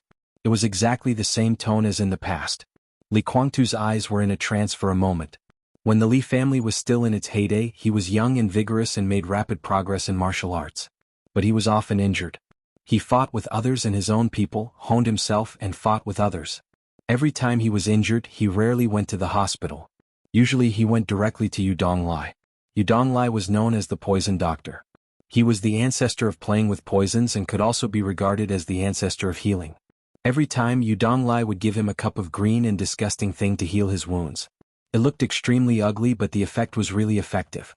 And every time, Li Guangtu was a little resistant. Yu Donglai had been forcing him to drink it and even threatened to pour the green thing on his head. Li Guangtu smiled bitterly, shook his head, picked up the cup, and drank up the green liquid in front of him. Yu Donglai looked at him silently. When he finished drinking, he suddenly asked, "Guangtu, tell me the truth. Did you come down this time to see Rujui or to find an old man like me?" Chapter 1269. Li Guangtu heard Yu Donglai's voice. But he didn't answer because he didn't have time to care. He didn't know if the green viscous liquid was a familiar formula, but it was definitely a familiar taste. It was cold in the mouth, warm in the throat, and spicy in the abdomen. It was like a flame suddenly burning in the deepest part of his body. His blood seemed to be completely evaporated. The hot temperature penetrated into his skin from his internal organs, burning his pores and hair all over his body. The strong pain came roaring and almost drowned his reason. Li Guangtu trembled all over and tightly grasped the edge of the table in front of him. Sweat oozed from his forehead and flowed quickly down his face drop by drop. Yu Donglai opened the drawer under the desk, took out a cigarette, lit it, and sent it to Li Guangtu's mouth. Li Guangtu's mouth kept twitching, and he shook his head slowly and laboriously. He was seriously injured. Under such pain, he didn't even have the strength to lift his hand, let alone smoke. Yu Donglai put the cigarette in his mouth and smoked it slowly. He was a poison doctor. He was good at killing people and saving people. His method of killing was silent and he could make people die happy, but his method of saving people was cruel and overbearing, and he could make people hover between life and death. This could also be considered as his bad taste. What he gave Li Guangtu was poison, which could be regarded as his exclusive formula. If the amount of this poison was large, it was enough to completely melt the internal organs of the human body in an instant. If it was concentrated and ignited, it was enough to destroy a city. However, if the dosage of this poison was precise and small to a certain extent, drinking it would greatly stimulate the potential of the human body, quickly repair a series of injuries in the body, and speed up the recovery speed. The effect could be said to be immediate. As for the poison contained in it, with the physical quality of a warrior, such a small amount could be completely ignored. The only bad thing was that it was very uncomfortable to drink it. Yu Donglai did it on purpose. It was a wicked hobby of his for many years. Li Kuangtu sat there, trembling and twitching for nearly 5 minutes before he slowly recovered. The severe pain and burning feeling came and went quickly. The cold sweat on his forehead quickly faded, and his pale face also recovered a little color. He was obviously much more energetic. He trembled and took a deep breath, then laughed and said in a hoarse voice, "Uncle, the old man said that this is your specialty and you can make it milder." This was more than just a unique skill. It would not be an exaggeration to say that the recipe for this kind of thing was priceless. Yu Donglai only played with poison and didn't join any biological laboratory, but the effect of this thing was no less than most gene medicines. Needless to say, it could have an effect on people in Li Kuangtu's realm, which could instantly beat countless gene medicines. Li Kuangtu's current state was very poor, but after drinking this thing his mental state had obviously improved a little. Although he was still 108,000 miles away from recovery, at least now, he had the ability to barely make a move. If he chose to recuperate quietly, this spirit would pass after a few hours. After all, it was to stimulate his potential to recover, and he would also fall into a period of weakness for more than 10 hours. At that time he would be extremely tired and sleepy. But after the period of weakness, his injury would recover faster again. Until the effect of the medicine was completely gone, he would drink the second cup and so on. According to his current situation, it would probably only take about a month for his injury to recover to the state before the siege. Although that state was still seriously injured, at least it would not be as embarrassing as it was now. Moreover, this poison liked the cold and was easy to solidify. If it was made into sugar and carried on the body, it would be a life-saving thing in some cases, even for an expert like Li Kuangtu. What was more terrifying was that this thing could be used on Li Kuangtu. If the dosage was reduced again, it could naturally be used on ordinary elites. It could save lives and recover. In a desperate situation, when the ammunition and food were exhausted, this thing could be gathered together and ignited. After the release of the highly toxic gas reached a certain concentration, it could also kill a lot of people. The most important thing was that this poison took effect very quickly.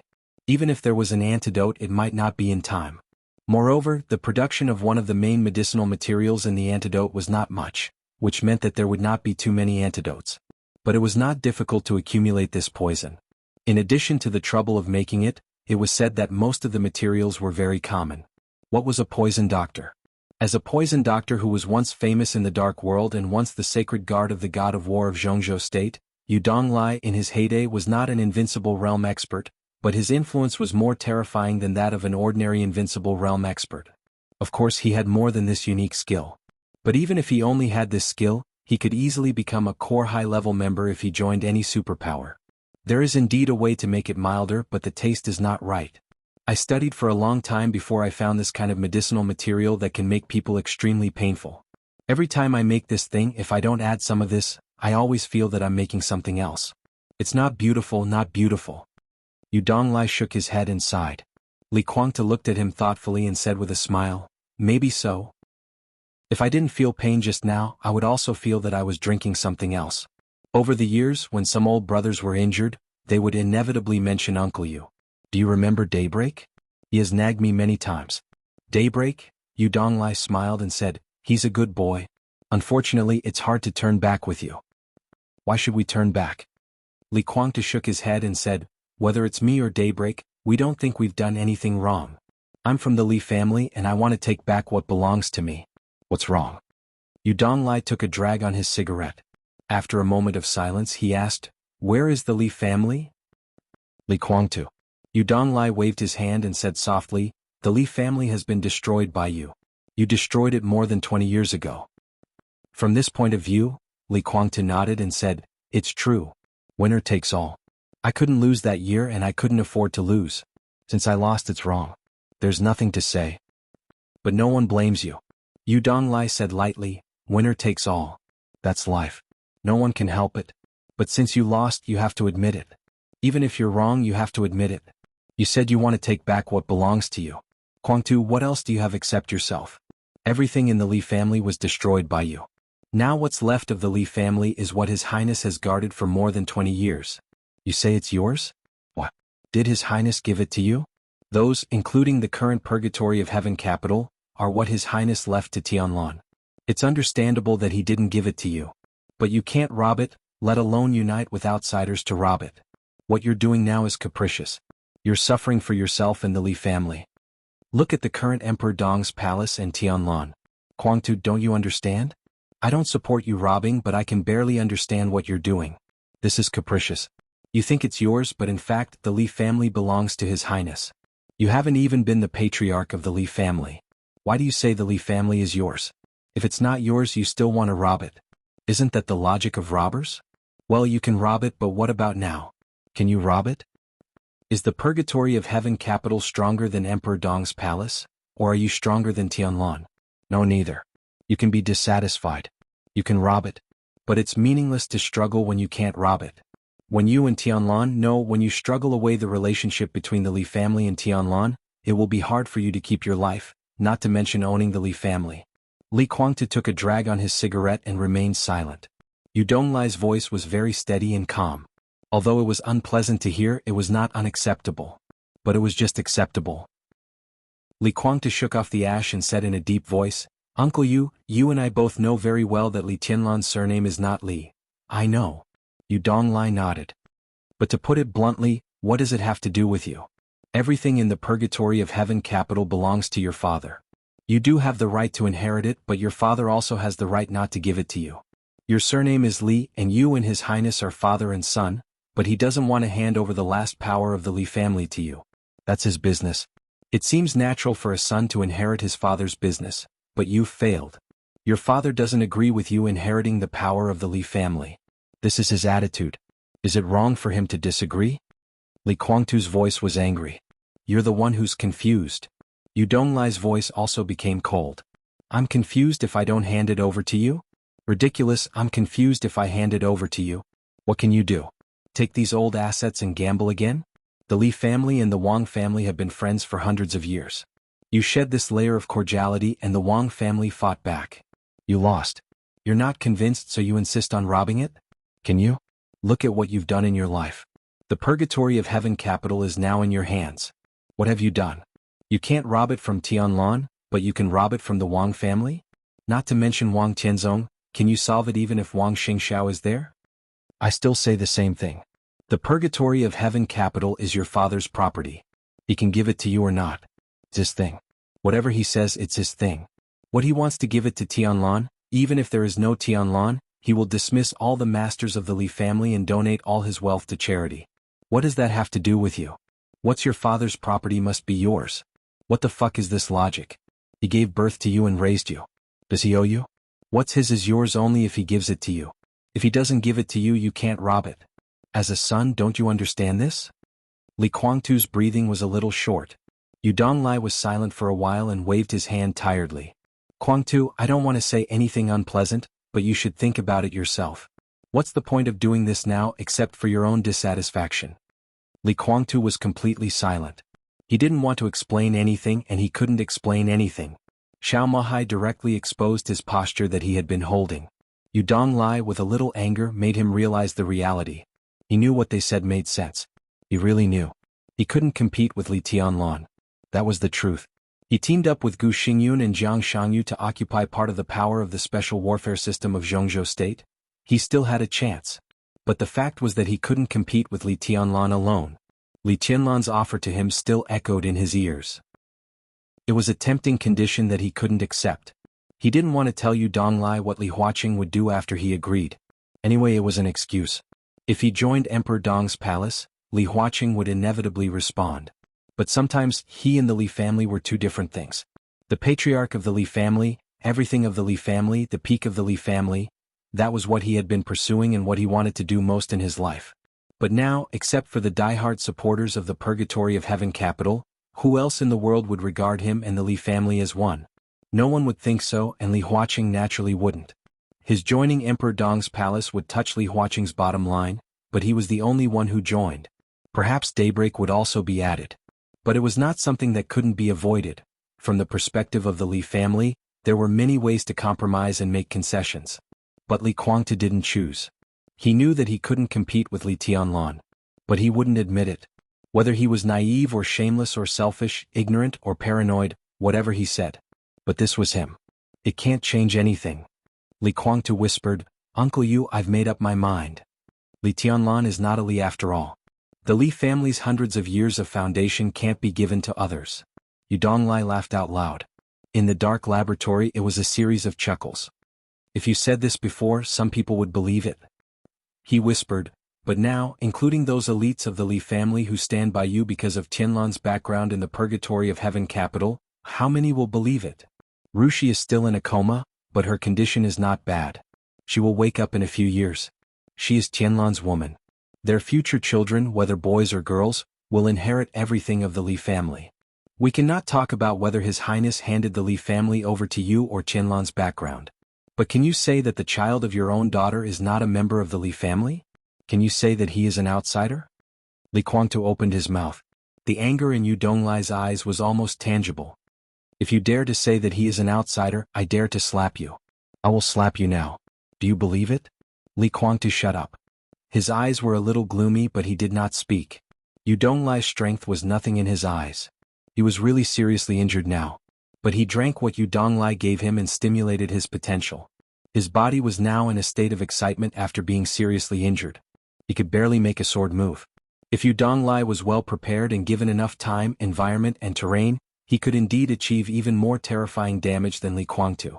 But now, at such a close distance, facing Yu Donglai whose state was declining and who was no longer in the thunder-shocking realm, Li Guangtu's current sword move was enough to kill him dozens of times in an instant.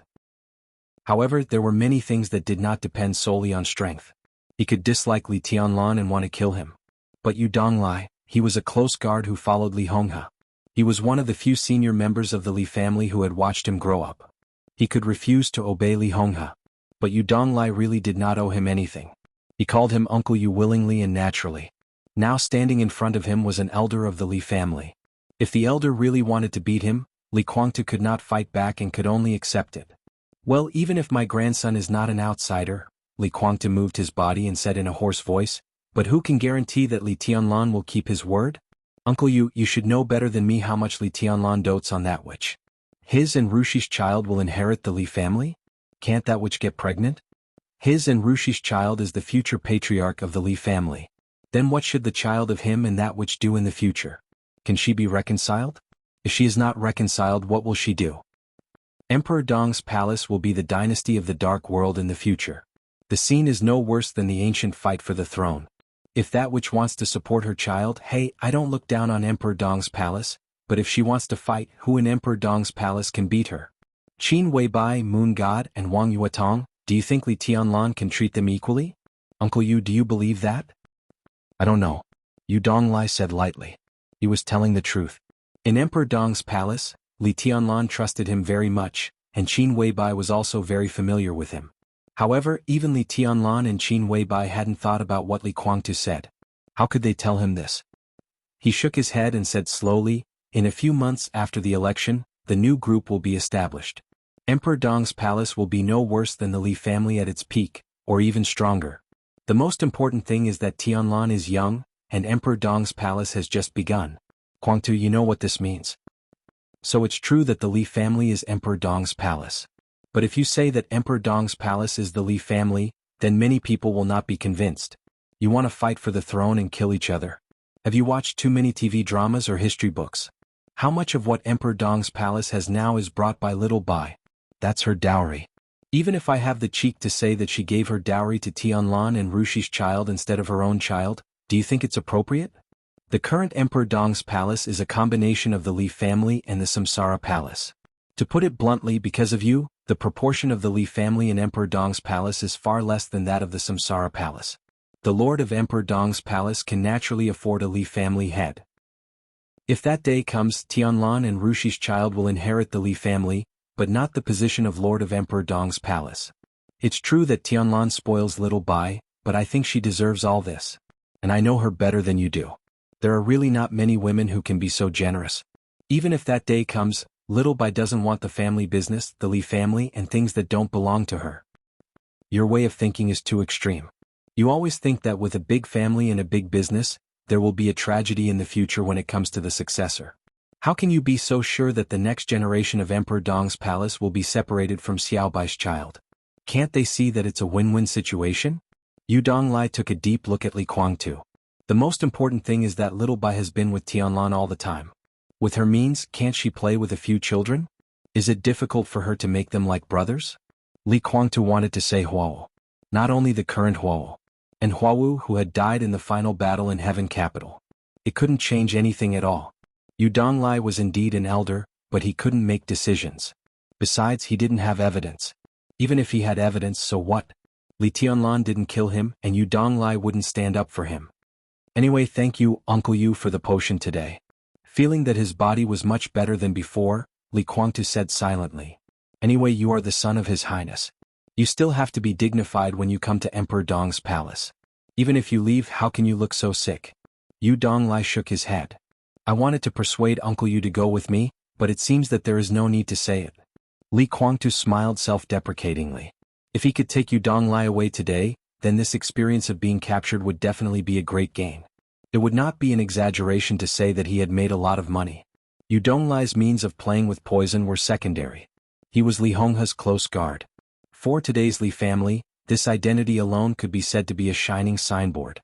Although Li Guangtu had no contact with the outside world, he could roughly imagine his current situation. Moreover, Li Tianlan went to the headquarters of the Purgatory of Heaven Capital today to give him a live broadcast, which let him directly see the hearts of many people in the Purgatory of Heaven Capital. People's hearts were scattered.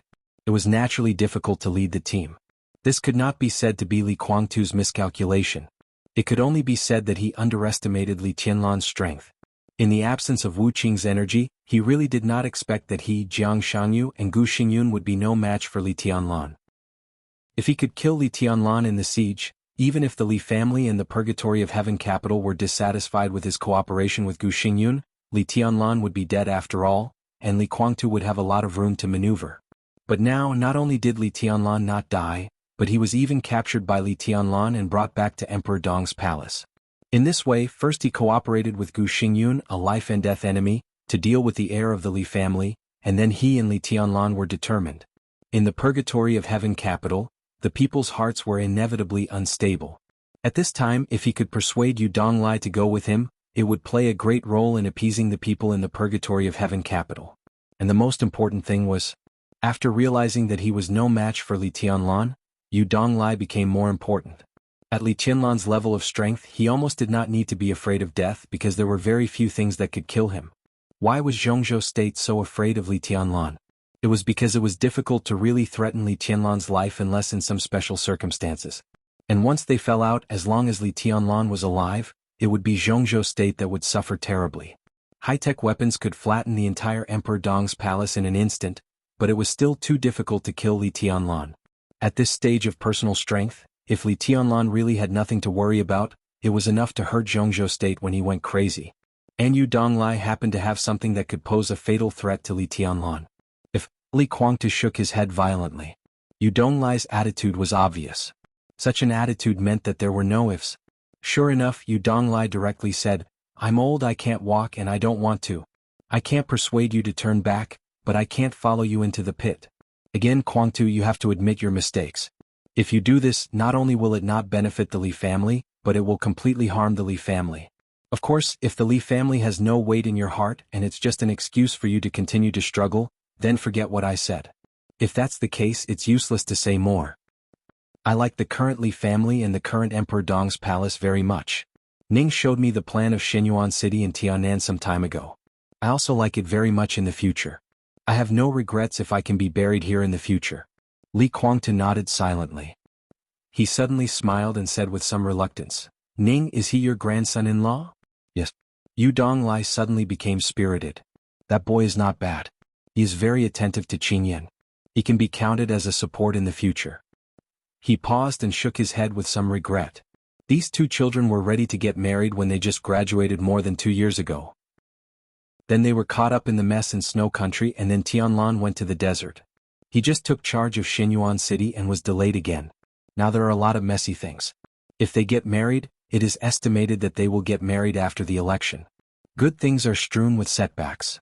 Li Kuangtu whispered. I hope so. Yu Donglai smiled and said, that boy has a good temper but his talent in martial arts is a little poor.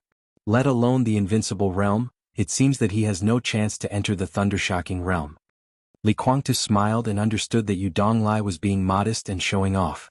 He had never seen Ning Qianqing but he was very familiar with the name. When Li Tianlan first started out, there were 3 people around him at the beginning, not including Qin Weibai. Ning Qianqing, who was deliberately arranged by Dongqing Wudi to be around Li Tianlan. Yu Qingyin, who knew Li Tianlan's background. Li Baidian, who was led to the Sky Academy by Saint. They were the first people to follow Li Tianlan. Among the 3 people, Yu Qingyin's current status in Emperor Dong's palace was special, but it was not important. When she entered the Sky Academy, she was only in the ice-condensing realm. Now a few years later, she had just entered the fire-flaming realm. In Emperor Dong's palace, she was a high-level official, but she did not hold any specific position. It seemed that Li Tianlan put her in that position because of their past friendship. But in fact, Yu Qingyin did not seem important because Yu Donglai was still there. She did not focus on martial arts at all. Instead, she followed Yu Donglai to accept his heritage of poison doctor. In the future, when Yu Donglai was gone, Yu Qingyin would be the new generation of poison doctor. She controlled something that Li Kuangtu coveted, something that could pose a fatal threat to Li Tianlan, and the Tree of Life plan that the Li family had studied for hundreds of years. Such a position could be said to be the most important in Emperor Dong's palace. In addition to Yu Qingyin, Ning Qianqing and Li Baidian also had their own opportunities.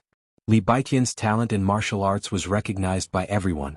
Great Void Sword Master of the half-step invincible realm before the age of 30, his future prospects could be said to be limitless. Among the young generation of Jianghu state today, Li Baidian was firmly ranked in the top 5, including Li Tianlan, the Rain on the River and Wang Xingxiao. Great Void Sword Intent of Mount Shu did not have anything unusual at the beginning of martial arts. Instead, it paid too much attention to the foundation. Sometimes it seemed very ordinary but the higher it went, the more terrifying it was. After the thundershocking realm, Great Void Sword Intent began to exert its power. Li Baidian had been advancing like a hot knife through butter these years, until the present half-step invincible realm, and he had never stopped. Judging from his age, as long as there were no accidents, Li Baidian would at least be at the peak of the invincible realm in the future. He could definitely be said to be one of the cards of Emperor Dong's palace in the future. His path was already very clear. As long as he could cross the threshold of the invincible realm, the position of Deputy Palace Master of Emperor Dong's palace was inevitable. Even now, he could be said to be one of the core members of Emperor Dong's palace. Compared with Li Baidian, Ning Qianqing's aptitude was not good, but his ability was not in martial arts. Judging from the current scale of Emperor Dong's palace, to be honest, Li Tianlan did not need a genius in martial arts.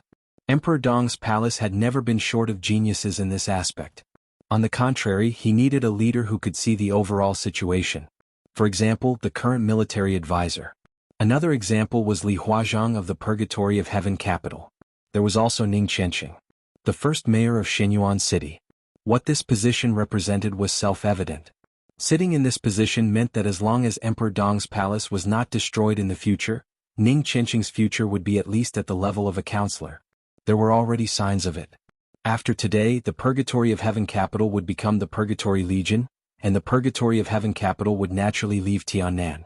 Emperor Dong's palace had swept away the chaotic forces in another city, and in Tiannan his only remaining opponent was the Burning Legion. Opponent? No, at most it was not an eyesore. Once the Burning Legion retreats from Tiannan, the entire Tiannan will fall. It would fall into the hands of Emperor Dong's palace and become the most stable foundation for Li Tianlan. After taking over the Tiannan region, the Flourishing Age Fund invested a large amount of money in the region. The Tiannan region was reorganized. Because of the existence of Emperor Dong's palace, the region was destined to develop rapidly. Before the general election at the latest, there would be only Emperor Dong's palace left in Tiannan.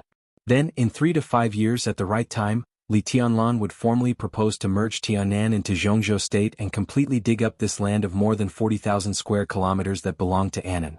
At that time, Tiannan would become Tiannan province of Jianghu state. And as the current mayor of Shenyuan City, Ning Qianqing would also become a very high-ranking provincial speaker among the governors of Jianghu state. In this way he was only one step away from becoming a counselor. This step, whether it was 5 or 10 years, could definitely be crossed. As long as he crossed it, Ning Qianxing would become the leader of the new group and the real right-hand man of Li Tianlan. The road had been paved and the future was extremely bright. With such a bright future in front of him, what was a talent in martial arts? I really envy you, Uncle Yu. Li Guangtu laughed. His laugh was very polite and he was very far away. What a pity. Yu Donglai said softly, it seems that when they get married they probably can't invite you to the wedding banquet. Li Guangtu said yes. It was not only him. In the purgatory of heaven capital, many people who were familiar with Yu Donglai and Yu Donglai could not attend the wedding banquet. Indeed, Emperor Dong's palace is very good. Since Uncle Yu has settled down here, I can understand that you don't want to leave. Your grandson-in-law has a bright future, and your granddaughter is also very valued. You live a comfortable life. With the support of the Flourishing Age Fund, Tiannan will certainly have a good future. If it were me, I would also like to stay here and don't want to leave. Li Guangtu said slowly. It's more than that. Yu Donglai looked at Li Guangtu and smiled. I really like it here. Similarly, I don't like you very much. I don't agree with what you are doing now. If I don't agree, I naturally won't leave. Guangtu, I watched you grow up and we have known each other for many years. But now you and I are on different paths and we don't agree with each other. There is no need to talk about the rest. Li Guangtu sat in silence. After a long time he laughed. Shall I take you to see Rushi? Yu Donglai took the initiative to ask. Obviously he was ready to end the so-called catching up. It's Moon God. Li Guangtu insisted. Dongqing Rushi. Moon God Li. 2 names, 2 personalities with completely different meanings. Yu Donglai didn't take it seriously. He just nodded, turned around and said, let's go. Li Guangtu didn't move. He narrowed his eyes and suddenly said, Uncle Yu, there is one more thing. Yu Donglai was not surprised. He slowly turned around, looked at Li Guangtu and sighed softly. So, you came down this time mainly to see me? If he just came to see Rushi, then they should be in the biological laboratory of Emperor Dong's palace now, looking at the body data related to Dongqing Rushi. But not now. In his laboratory. It was Li Guangtu who proposed to catch up. Yu Donglai knew Li Guangtu very well. At least it was more than 20 years ago. So when he took the initiative to talk about the old days, he understood something. It was true to see Rushi, but Li Guangtu must have something to ask him to do. Half and half. Li Guangtu said blandly, I told Li Tianlan that I came to see Rushi. If I didn't see you in the process, I would tell Li Tianlan to let you meet me. Do you think Tianlan will agree at that time? Yu Donglai said playfully, if you came to visit normally it wouldn't be a big deal. But now that you are a captive, it's normal for you to see your daughter. You can see whoever you want. Don't you have any temper? If it's someone else it's hard to say. Li Guangtu raised the corner of his mouth. But if it's someone from the Li family, as long as he is in Emperor Dong's palace, I can see whoever I want, and Li Tianlan won't refuse. He can be said to be immature, but his pride is no worse than mine. Now he has the victory in hand. If I want to see the old people of the Li family, he still hides, which proves his mood. So as long as I want to see them, he doesn't care. Because now the situation is clear, he has nothing to worry about. You also know that the situation is clear. Yu Donglai said blandly. I know. Li Guangtu nodded. But I won't admit it. In order to deny this result, I will continue to work hard. Although Uncle Yu, you definitely don't like to hear this, it's the truth and it's what I'm going to do next. So. Yu Donglai remained calm. So, I also want a drop of cardinal blood and dark armor scale. Li Huaqing's voice was calm. Cardinal, dark armor, tree of life. This was the core heritage of the Li family, an experiment that had lasted for hundreds of years. The tree of life was not mature yet. But Red Sparrow dark armor could already play a role. Red Sparrow was the hottest poison. Dark armor was the coldest poison. When Red Sparrow's blood and dark armor scale were mixed together to make a poison, the poison's lethality to any creature was almost unlimited. This was definitely something that could pose a fatal threat to Li Tianlan. Not to mention him now, even if Li Tianlan really became the chosen one, this poison could also kill him or completely destroy him. Red Sparrow dark armor and Tree of Life had always been in Yu Donglai's hands. Even when Li Honghe went to the border, he didn't take these 3 things with him. Instead he left them to Yu Donglai to study. And now, Li Guangtu came to him, asking for Red Sparrow's blood and dark armor scale. It went without saying what he was going to do and who he was going to deal with. Other people, even Jiang Shangyu and Wang Xingxiao, were not worthy of Li Guangtu using this kind of thing. Yu Donglai stood there quietly, looking at Li Kuangtu with no expression. Li Kuangtu looked at him. He didn't give in. That's not yours. Yu Donglai repeated the old tune. I know. Li Kuangtu still didn't flinch, but looked into Yu Donglai's eyes. But Uncle Yu, it's not yours either. Yu Donglai frowned. Li Tianlan knows dark armor and Red Sparrow? Li Kuangtu asked. I don't know if he knows. Yu Donglai felt a little helpless. From the perspective of a leader, Li Tianlan was sometimes ridiculously lazy. The specific situation he showed was that he was really willing to delegate power and didn't care about anything. He liked to be a hands-off boss. Yu Donglai had told him about the black-armored Red Sparrow once and even handed the information to Li Tianlan. He could be sure that Li Tianlan didn't read the information at all. As for whether he remembered it or not, Yu Donglai didn't know. I only need a drop of blood and a scale. Li Kuangtu looked at Yu Donglai with sincere eyes. You can say that it's because of the past friendship or the current deal. As long as Uncle Yu can help me, there is no condition that can't be negotiated. Purgatory of Heaven capital plus Li Kuangtu. Even if this lineup was not as good as Emperor Dong's palace. But such a deal was also a very tempting thing. Yu Donglai smiled. Okay, send your son to Emperor Dong's palace, let him recognize Tianlan as his foster father, and draw a clear line with Purgatory of Heaven capital. I can give you what you want. Foster father. Although Huawu was young in terms of seniority, he was only Li Tianlan's younger brother. The anger in Li Kuangtu's eyes suddenly rose, and he said in a deep voice, Uncle Yu, are you kidding? Aren't you also kidding?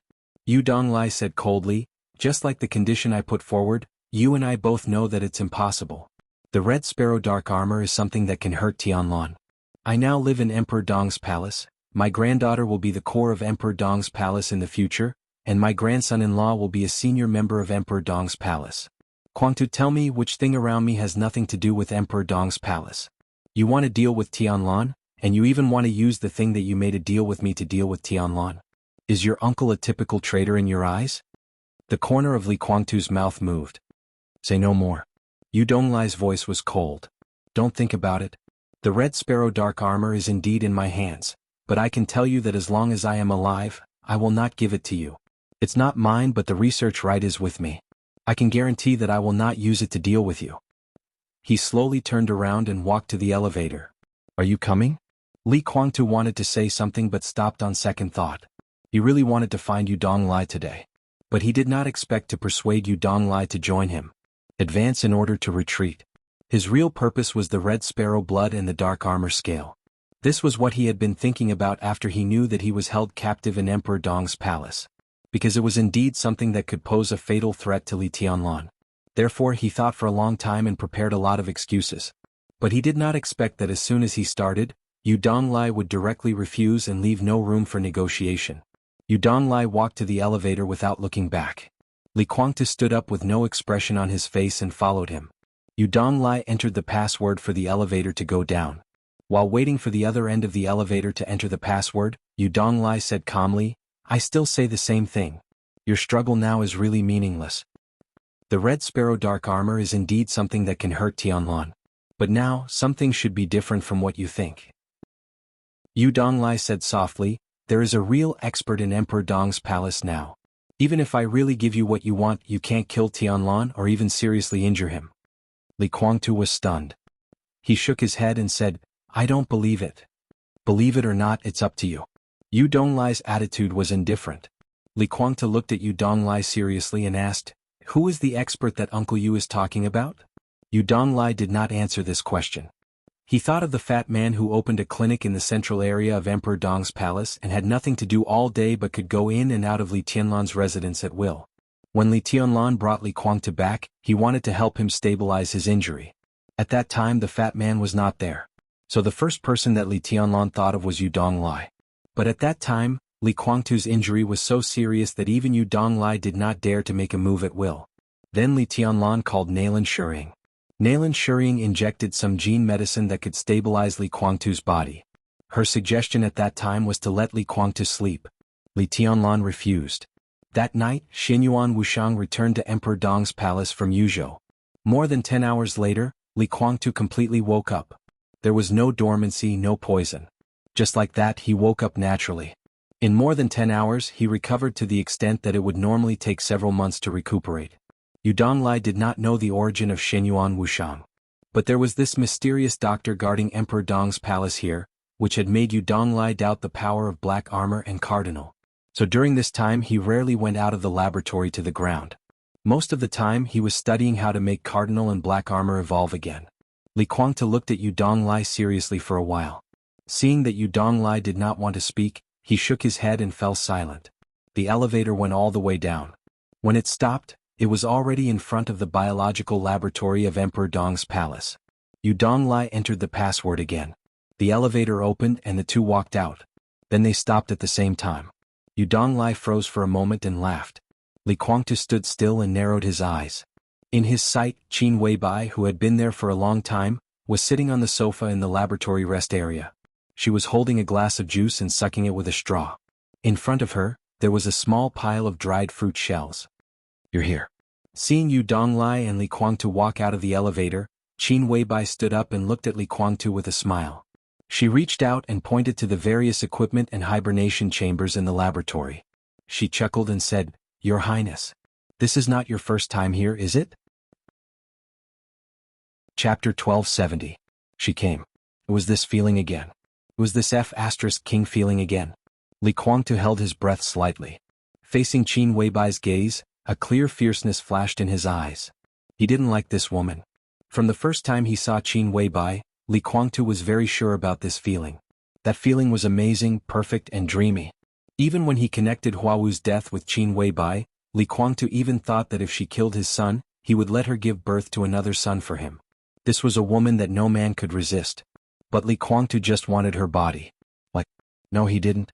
Standing there, such a woman would make most men have the idea of conquering her, and it would take absolute courage. It was a feeling that he was seen through at any time. All his thoughts, all his means, even the things he didn't think of, were transparent in front of her. Li Kuangtu had disgust, hatred, fear for her, and even fear that he didn't want to admit. Facing such an opponent, he really had a feeling that he couldn't sleep or eat well. This feeling appeared when he saw Qin Weibai for the first time. On that rainy night in East Island, when she appeared in front of him in a simple shirt and black skirt, she was peerless. But behind this dreamy appearance, he saw an unfathomable abyss. Li Kuangtu closed his eyes and forced himself to calm down. But Yu Donglai, who was standing next to him, clearly felt that Li Kuangtu's body was constantly tense, and even his hair was standing on end. Yu Donglai couldn't help laughing. Li Kuangtu didn't notice. Standing here, he felt his vulnerability for the first time.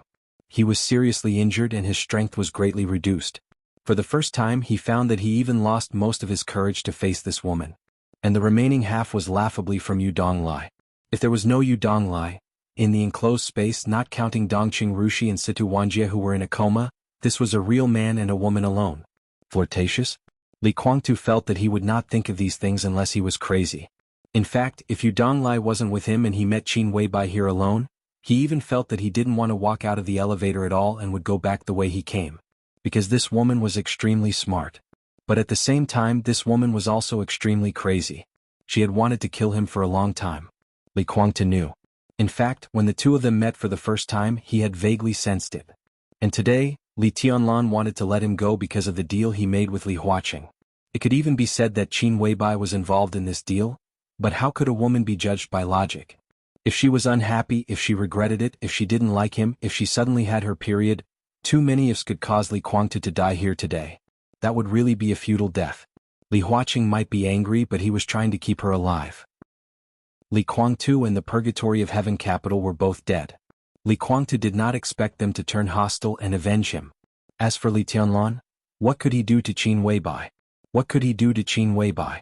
Toss him on the bed, toss him twice, spank him twice, and that was it. But he was really dead. He might really be killed by this crazy woman. Qin Weibai took a step forward. Li Kuangtu took a deep breath and tried his best not to let himself step back. His face was tight and looked a little livid in the dark laboratory with a kind of indifference. "You know I've been here before?" "I'm not surprised at all," Qin Weibai said quietly. The defense monitoring system of Emperor Dong's palace could be said to be the best in the world, but there was still room for improvement. Before Li Tianlan came back, most of the intruders could be detected here. But for Li Kuangtu, an expert who had surpassed the invincible realm, he could almost come and go as he pleased. Qin Weibai could be sure that Li Kuangtu had been here before, not entirely by speculation, but by leaving a sword intent here by Wu Qing. If there were no intruders here, Wu Qing would never do this. But there was nothing to worry about. Ordinary people could not appear here. Those who could lie here must be people that Emperor Dong's palace attached great importance to, so every hibernation chamber was connected to the heartbeat of the wounded. Once the heartbeat of the wounded stopped, the entire castle would be completely closed from the inside out. In terms of the current structure of Emperor Dong's palace, it was impossible for Li Tianlan to come out without paying a price when the underground was completely closed. So even if someone could successfully sneak in, they would not dare to kill, or they would be courting death, unless they were real men of sacrifice. And men of sacrifice at the peak of the invincible realm, there was no force in the world that could do such a thing. Let's go, I'll take you to see Rushi. Qin Weibai reached out and pressed the switch of the first area of the laboratory. Soft lights lit up in the laboratory. 2 hibernation chambers were placed side by side in that area, and they were in the operating state. Above the hibernation chambers, rows of screens slowly showed various body data that Li Guangtu could not understand. Her name is Li Yueshan. Li Guangtu emphasized it again. Dongqing Rushi was the second miss of the Dongqing clan, a woman who was full of thoughts about Li Tianlan. She was his daughter, but he appreciated Li Yueshan's personality more. Qin Weibai stopped and said with a smile without any change in her expression, Li Yueshan, oh, she's dead. Murderous intent rose without warning. Li Guangtu stopped where he was. What do you mean? That personality disappeared, Qin Weibai said blandly. Qin Weibai said faintly, split personality is a kind of mental illness. The palace master helped Rushi in Snow Country. You should know that she is a master in the spiritual field. It is not too difficult to erase a personality. Although it is not easy, she succeeded. So Dongqing Rushi is Dongqing Rushi. The Li Yueshan you miss all the time no longer exists. She kept walking forward. Rushi is there. It's up to you whether you want to see her or not. Disappeared? Li Guangtu muttered to himself. He snorted.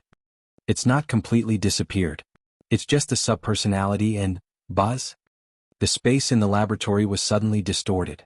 The sharp and shining sword energy took shape directly without any preparation. A storm appeared in the dark space. Li Guangtu's body was completely tense, and his face, which had just appeared a little ruddy, instantly turned pale again. His eyes were blood red, and the surging spiritual power turned into the purest sword energy. The sword energy surged like a storm, and the cold airflow surged wildly. Without the slightest warning. The moment the wind sounded, the endless sword energy had completely enveloped Qin Weibai's figure. Blood mixed with broken bones exploded in the surging sword energy. Li Guangtu roared ferociously as if he had lost his mind. How dare you kill her? How dare you kill her? Blood splashed everywhere. Qin Weibai disappeared. The sword energy also disappeared. Then, the blood on the ground also disappeared. Li Guangtu's pupils contracted slightly, and he subconsciously turned to look at his side. Only then did he realize that it seemed to be too quiet around him when he took action. Yu Donglai didn't stop him. From beginning to end, the old man of the Li family didn't even make a sound. Li Guangtu turned his eyes. There was nothing around him. Li Guangtu turned his head. Behind him, at the elevator exit, Yu Donglai was standing there, looking at him helplessly and shaking his head. He began to be in a trance. Li Guangtu's body shook a little. The light in his sight lit up. Qin Weibai reached out and pressed the switch of Area 1. The soft light lit up in the laboratory. 2 hibernation chambers were placed side by side in that area, and they were in operation. Above the hibernation chamber, various body data that Li Guangtu couldn't understand were slowly scrolling on the rows of screens. Qin Weibai stood in front of him and looked at him expressionlessly. She seemed to be a little angry. Li Guangtu closed his eyes and took a deep breath. After a long time he asked, "The transcendent realm?" "Almost there," Qin Weibai said faintly. "Spiritual domain." "Spiritual domain," Li Guangtu muttered to himself, and the corners of his mouth kept twitching. He was also a guru in the spiritual domain, and he was almost at the transcendent realm. But his spiritual power was extremely turbulent. His spiritual power was pure sword energy. And Qin Weibai, such spiritual power was the kind of power that was impossible to guard against and could change everything silently. Qin Weibai couldn't turn her spiritual power into sword energy. Li Guangtu also couldn't hypnotize others with spiritual power. So at that moment he was hypnotized by Qin Weibai. Li Guangtu's mouth moved. "Moon God, is it still important?" Qin Weibai looked at Li Guangtu with some playfulness. The important thing is that you just wanted to kill me and you have already taken action. Your killing intent is so determined. Tell me, how should I kill you next to make you die in peace? Chapter 1271. Qin Weibai showed her killing intent. She asked Li Guangtu how to kill him so that he could rest in peace like a joke. It was faint, not obvious, very casual and careless. But this kind of killing intent was extremely intuitive. Because everyone knew that it was not a bluff. If Qin Weibai wanted to kill him, she could do it now without waiting for the future. Li Guangtu laughed. He tried to make a move but failed. His injury became more and more serious. In the dark and closed environment, it was even a little difficult for him to breathe. He glanced at Qin Weibai very coldly and walked to the hibernation cabin with the light on. You have the ability to kill me. I even think that you will not bear any consequences if you kill me now. I have to admit that you have always been the person I can't see through the most. I don't know what you think, what you want to do and what you want to get. Because of your existence, I have to constantly think about every step to deal with Li Tianlan, for fear that it is a trap. Li Guangtu coughed twice and shook his head. In that case I simply won't guess. As long as a person dies, whether he is willing or not, he will die in peace. If you want to kill me in any way you want. Qin Weibai stood where she was, as if hesitating or thinking about something. Li Guangtu slowly walked to the hibernation cabin. The light in the hibernation cabin was also on. Dongqing Rushi was still in a coma, and her expression looked very tranquil. The exposed skin showed a kind of glowing white and tender skin under the light. Li Guangtu looked at his daughter silently. His and Li Shi's daughter. Dongqing Rushi was in a coma in the hibernation cabin, like a commodity without any vitality. Li Guangtu was expressionless. Moon God. Oh. He suddenly opened his mouth and said, "Both of my children were killed by you. I don't know what you are talking about." Qin Weibai stood behind Li Guangtu and calmly glanced at Yu Donglai, who was sitting in the reception area and did not follow them, and said calmly, "You dare to do it but dare not admit it?" Li Guangtu sneered. Although there was no evidence, Li Guangtu had basically confirmed that the person who had killed his son in East Island was the master of Samsara Palace after a series of vague clues were constantly digging into it. Only the master of Samsara Palace. If it was just the likes of military counselor and Saint Huawu could run away even if he couldn't defeat them. Only the real invincible realm experts could kill Huawu there quietly. At that time, everyone in the dark world was attracted to East Island. The purgatory of heaven capital had not yet been born. There in the dark world was shining. The intelligence system of the purgatory of heaven capital knew the whereabouts of all invincible realm experts during that time. During that time, no invincible realm expert appeared in Ninghu. The master of Samsara Palace was the only one.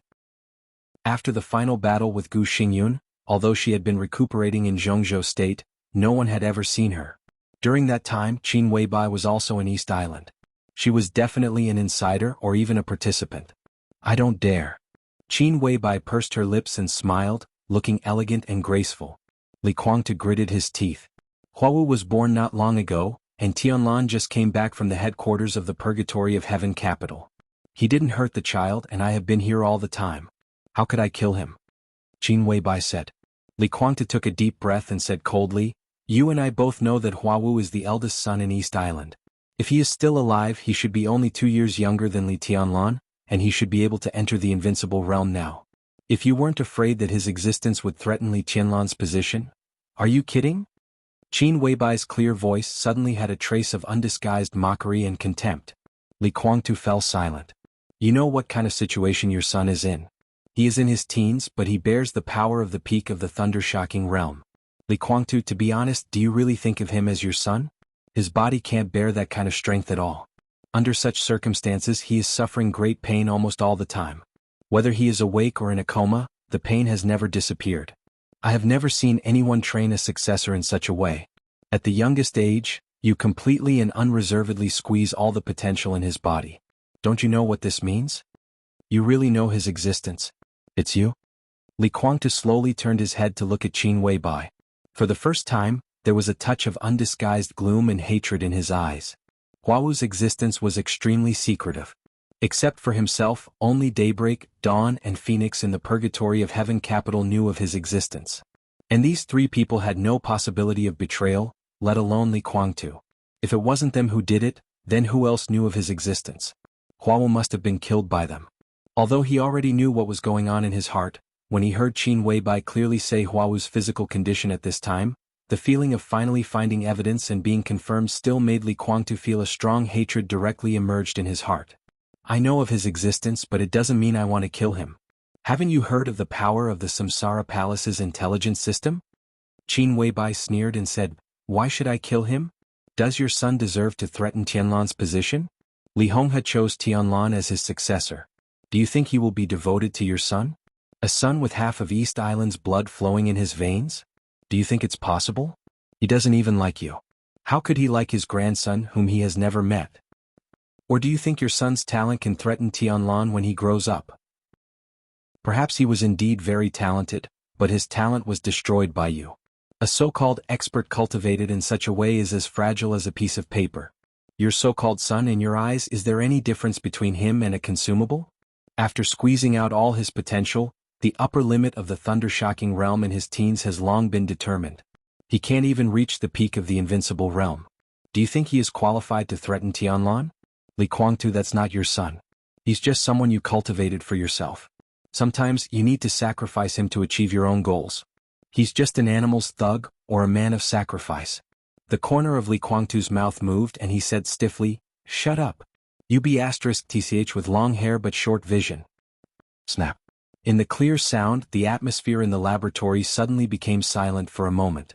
Yu Donglai, who had been observing in the direction of the reception area, moved slightly. He hesitated for a moment and still didn't come over. Qin Weibai pulled out a disinfectant wipe from the side of the hibernation chamber and wiped her hands. She smiled casually and said, it's a pity that there's no one around. Otherwise I wouldn't have slapped you myself. But it feels good. You're worse than an animal. What right do you have to call me a *TC? Li Guangtu, who was suddenly slapped in the face, didn't cover his face in disbelief, nor did he fight desperately. Fight desperately? He couldn't even beat an ordinary person now. In front of a spirit grandmaster like Qin Weibai, he had long lost the qualification to fight desperately. He reached out his hand and touched his swollen face, which was in pain, and laughed happily. I'll remember this slap in the face. If you don't kill me today, I'll pay it back. I'll wait. Qin Weibai casually threw the wipe she had wiped her hands into the trash can. She looked at Dongqing Rushi in the hibernation chamber and suddenly said, in fact, I probably know what you're thinking, and I also know that what you're thinking even you don't think it's possible.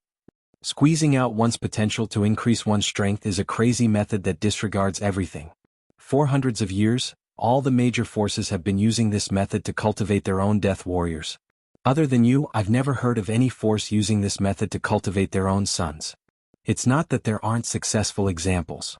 Li Guangtu said in a low voice, a little depressed. There were successful examples and they really did exist. That was why he said that Qin Weibai had long hair and short vision. There are. Qin Weibai sneered. But it's a miracle. For hundreds of years, there has only been one successful example. Do you think your son is worthy of that person? There was indeed one successful example in hundreds of years. That was a story. That was hundreds of years ago, in the era when Jianghu State's national strength was flourishing and Jianghu State was not the strongest country. There was a story about a young man who wanted to climb up at all costs and a simple daughter from a wealthy family. Countless meticulous calculations allowed this story to have a perfect beginning, but at the same time, it was destined to have a tragic ending. In order to further his career, the young man who succeeded sent his wife to the most secret prison in Jianghu State at that time, along with the unborn child in his wife's belly at that time. The tortured woman gave birth to the child in prison. What was even funnier was that because of the turmoil in the prison that year, the chaos from inside to outside and some luck, the child actually escaped from the prison at that time. There were often incredible coincidences in the arrangement of fate.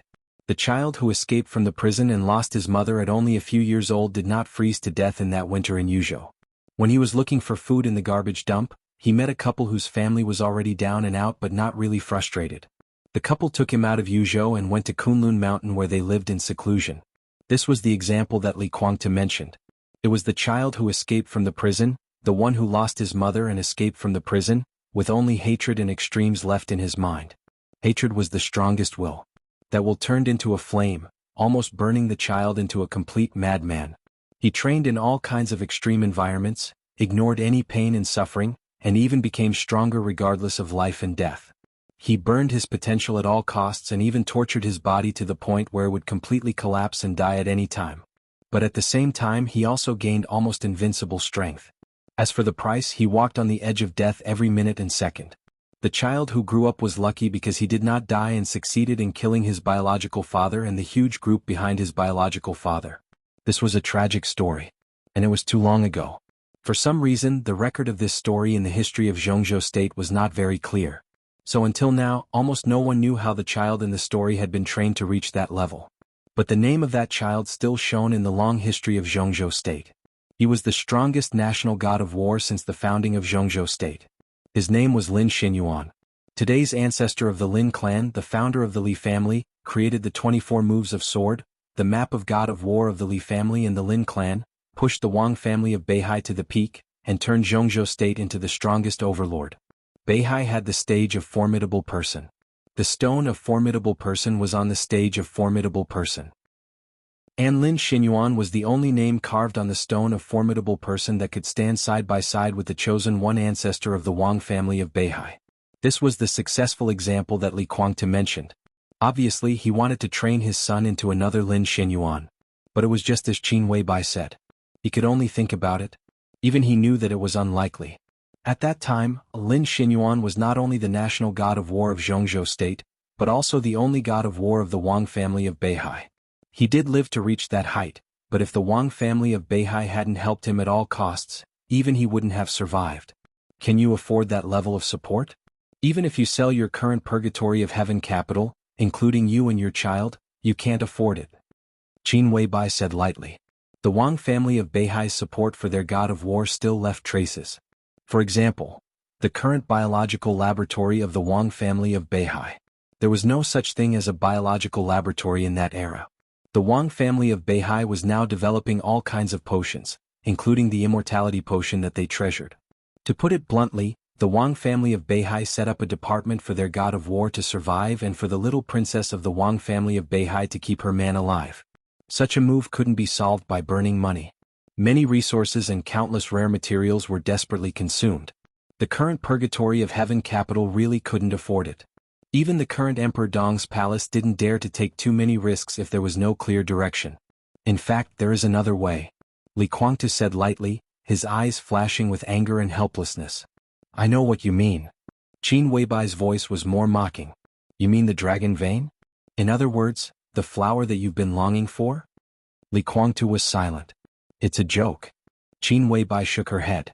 That flower has always been in my adoptive father's hands. Do you think you have any means to trick a metaphysics grandmaster to take the dragon vein? That belongs to Tianlan. Do you think you have a chance? Ha! Li Guangtu sneered. You seem to have forgotten that I also have the luck of the dragon vein.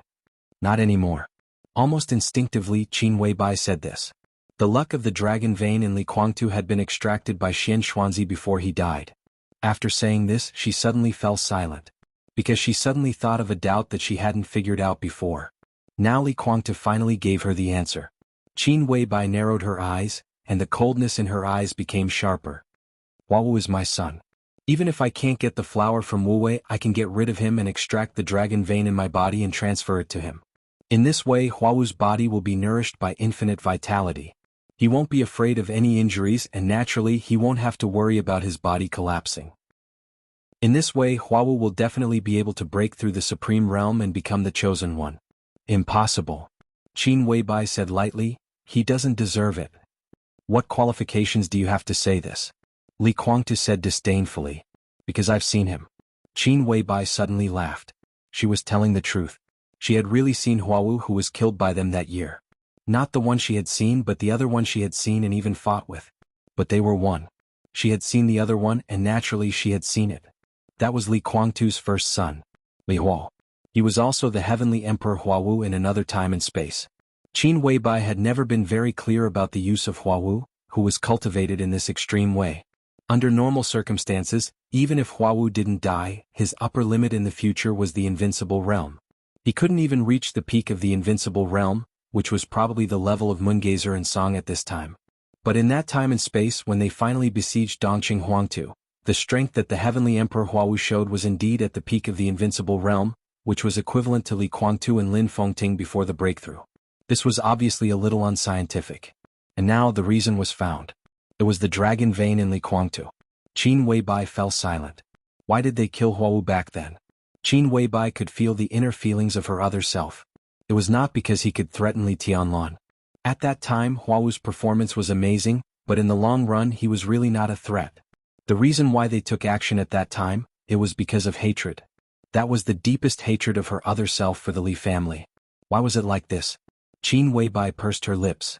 Not every grandmaster of metaphysics could extract the dragon vein. At the very least, they should have a relatively detailed understanding of the dragon vein. To put it bluntly, the fate of Zhongzhou's state was endless vitality. How ethereal was it before no one carried the dragon vein? Without a specific understanding, Xian Xuanzi could not extract the dragon vein at all. Even if he had a specific understanding, it was great luck that Xian Xuanzi could do it. In other words, after he joined the Samsara Palace, he learned what the so-called dragon vein was from Qin Weibai. But in another time and space, Qin Weibai and Xian Xuanzi basically had no intersection. There was only one person who could extract the dragon vein from Li Guangtu and transfer it to Huawu. That was Great Master Wu Wei, who also had no intersection with Qin Weibai in that time and space. The transfer of the dragon vein helped Huawu break through the upper limit, which meant that in the case of Li Tianlan's existence, the Li family's opposition, Li Guangtu could not instruct Great Master Wu Wei, so the only one who could instruct Great Master Wu Wei was. Qin Weibai took a deep breath. All the questions came back. Why did the person who could instruct Great Master Wu Wei do this? When this question appeared, the answer was so obvious. Under such circumstances, if Li Tianlan, who carried half of the dragon vein, died, his vitality and fate would naturally be directly transferred to Huawu. The Li family. Li Huawu. Li Hongha. That kind of hatred, Qin Weibai really understood. Suddenly, I really want to kill you. Qin Weibai whispered. Li Guangtu's pupils contracted suddenly. At this moment, Qin Weibai's killing intent was still very faint, but Li Guangtu really felt a kind of near-fatal danger, which was completely different from the feeling just now. Soon, Qin Weibai shook her head again. No, not only you but you and your father deserve to die. No, all three of you deserve to die. Li Guangtu was silent for a long time before asking, do you hate us? Shouldn't I? Qin Weibai slowly turned her head and looked into Li Guangtu's eyes. At this moment, Li Guangtu had a creepy feeling for no reason. Including that old B** starred? Li Guangtu braced himself to ask. He had a very bad relationship with Li Hongha. When he mentioned him, he usually called him an old B** starred. He deserves to die the most. Qin Weibai whispered, unfortunately he's dead. Chapter 1272. Qin Weibai suddenly felt extremely aggrieved and annoyed. Li Hongha, Li Guangtu. At this moment, Qin Weibai was not even sure whether the father and son had turned against each other and were at odds with each other for many years. Was it a two-man show? But one thing was certain. Whether the father and son had turned against each other or not, at least in that space-time, when the best opportunity appeared, Li Hongha chose his grandson. It was not Li Tianlan. It was Li Huawu. That was why Li Huawu could break through his upper limit and become a top expert at the peak of the invincible realm. And when Dongqing Huangtu perished, his luck with a huge vitality was transferred to Li Huawu. What realm would Li Huawu break through to? To some extent, Li Guangtu's plan really succeeded in that spacetime. Qin Weibai was no longer interested in thinking about Li Hongha's thoughts. There could be many explanations for this. For example, the cooperation between the Li family and the Dongqing clan was a way out that Li Hongha thought of in a desperate situation. For example, Li Tianlan was the best choice at that time. But when there was a better candidate and the other party had extraordinary momentum, it was natural to give up Li Tianlan. Another example was that Li Tianlan was an outsider after all. Even if Dongqing Rushi was his granddaughter, the one who would inherit the Li family in the future was only a grandson after all. All the ideas could be understood, but it was no longer important. The important thing was that Li Hongha did make that choice. The important thing was that Li Hongha and Li Huawu had both died. But in the end it was still hard to calm down. To cultivate Li Tianlan, to teach him the unique skills of the Li family, to push him to the front, to let the purgatory of heaven capital escort him, to let him enter the Wang family of Beihai, to put him in the teeth of the storm. This was Li Tianlan in another spacetime. If it weren't for the appearance of Samsara Palace, this would be what Li Tianlan had experienced now. For more than 20 years, was this a premeditated use from the very beginning? Or was it a betrayal with guilt but no regrets at some times? Qin Weibai bit her lip tightly. From beginning to end, There was only Li Tianlan in her heart, and only Li Tianlan. She didn't have a good impression of the Li family from beginning to end. She couldn't wait to kill Li Guangtu. As for Huawu, the Samsara Palace had already cut him into pieces the moment his whereabouts were confirmed. Qin Weibai also had mixed feelings about Li Honghe. He condensed all the death qi accumulated by the Li family over the years into Li Tianlan, which made his birth destiny show signs of early death. But it was also because of him that he cultivated the man who made her fall in love with him for more than a lifetime.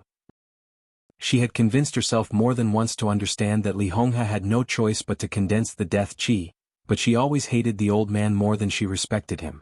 She changed Li Tianlan's birth destiny and helped him get the Li family. She felt that she should be even with Li Honghe.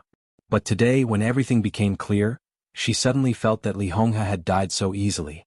But she couldn't tell Li Tianlan about all of this. What could she say? That the Li family, which was sacred to him, betrayed or used him in another time and space. That the mission that went deep into his soul since he was a child and the entanglement with Li Guangtu was just a joke? That his grandfather, who had lived with him since he was a child and was like a lighthouse to him, betrayed him? For Li Tianlan these things were meaningless, because none of these things had happened. But for Qin Weibai, these were all real things that had happened. So Li Tianlan couldn't understand her hatred for the Li family. No one could understand it. Li Guangtu looked at Qin Weibai quietly. At this moment even he felt a little strange about his mentality. This was a kind of, it could be said to be a feeling of caution. In his sight, Qin Weibai lowered her head, motionless and calm, but she gave Li Guangtu an extremely terrible feeling.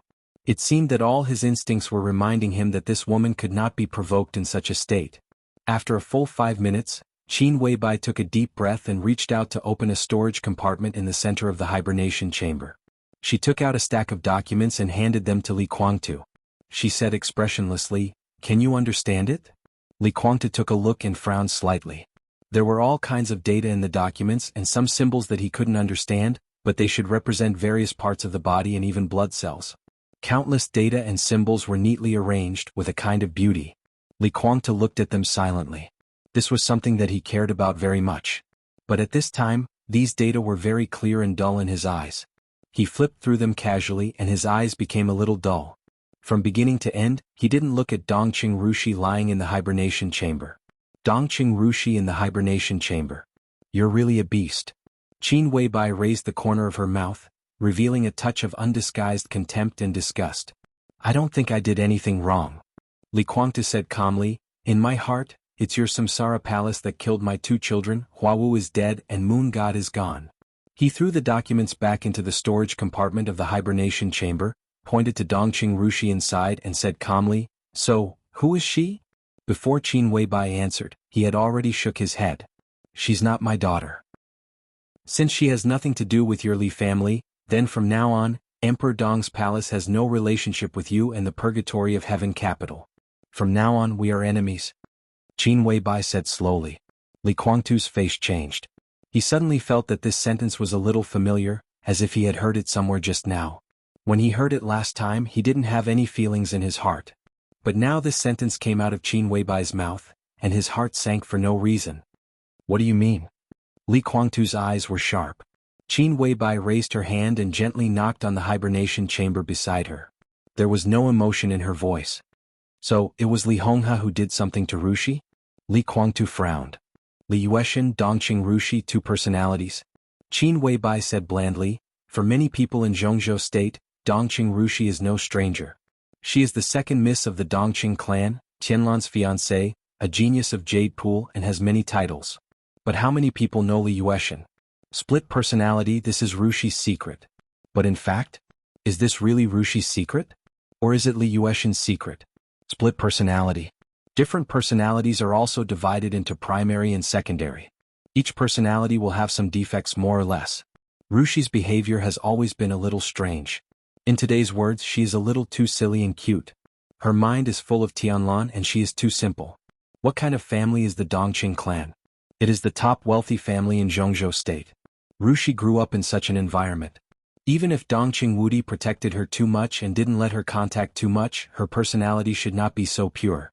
This kind of purity has become the defect of Rushi's personality. On the contrary, Li Yueshan is completely different from Rushi.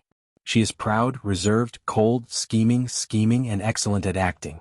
Everyone who knows these two names thinks that Li Yuexin is the secondary personality of Rushi. But in fact, the truth is the opposite, right? Qin Weibai looked at Li Guangtu. Li Yuexin is the real primary personality, and Rushi should not exist. Is it the secondary personality that you created to stabilize the Dongqing clan? Li Guangtu was silent. Qin Weibai continued, if this is a kind of technology in the spiritual domain, then we have to admit that this technology can be said to be the top technology in the spiritual domain, or it can be called a unique skill.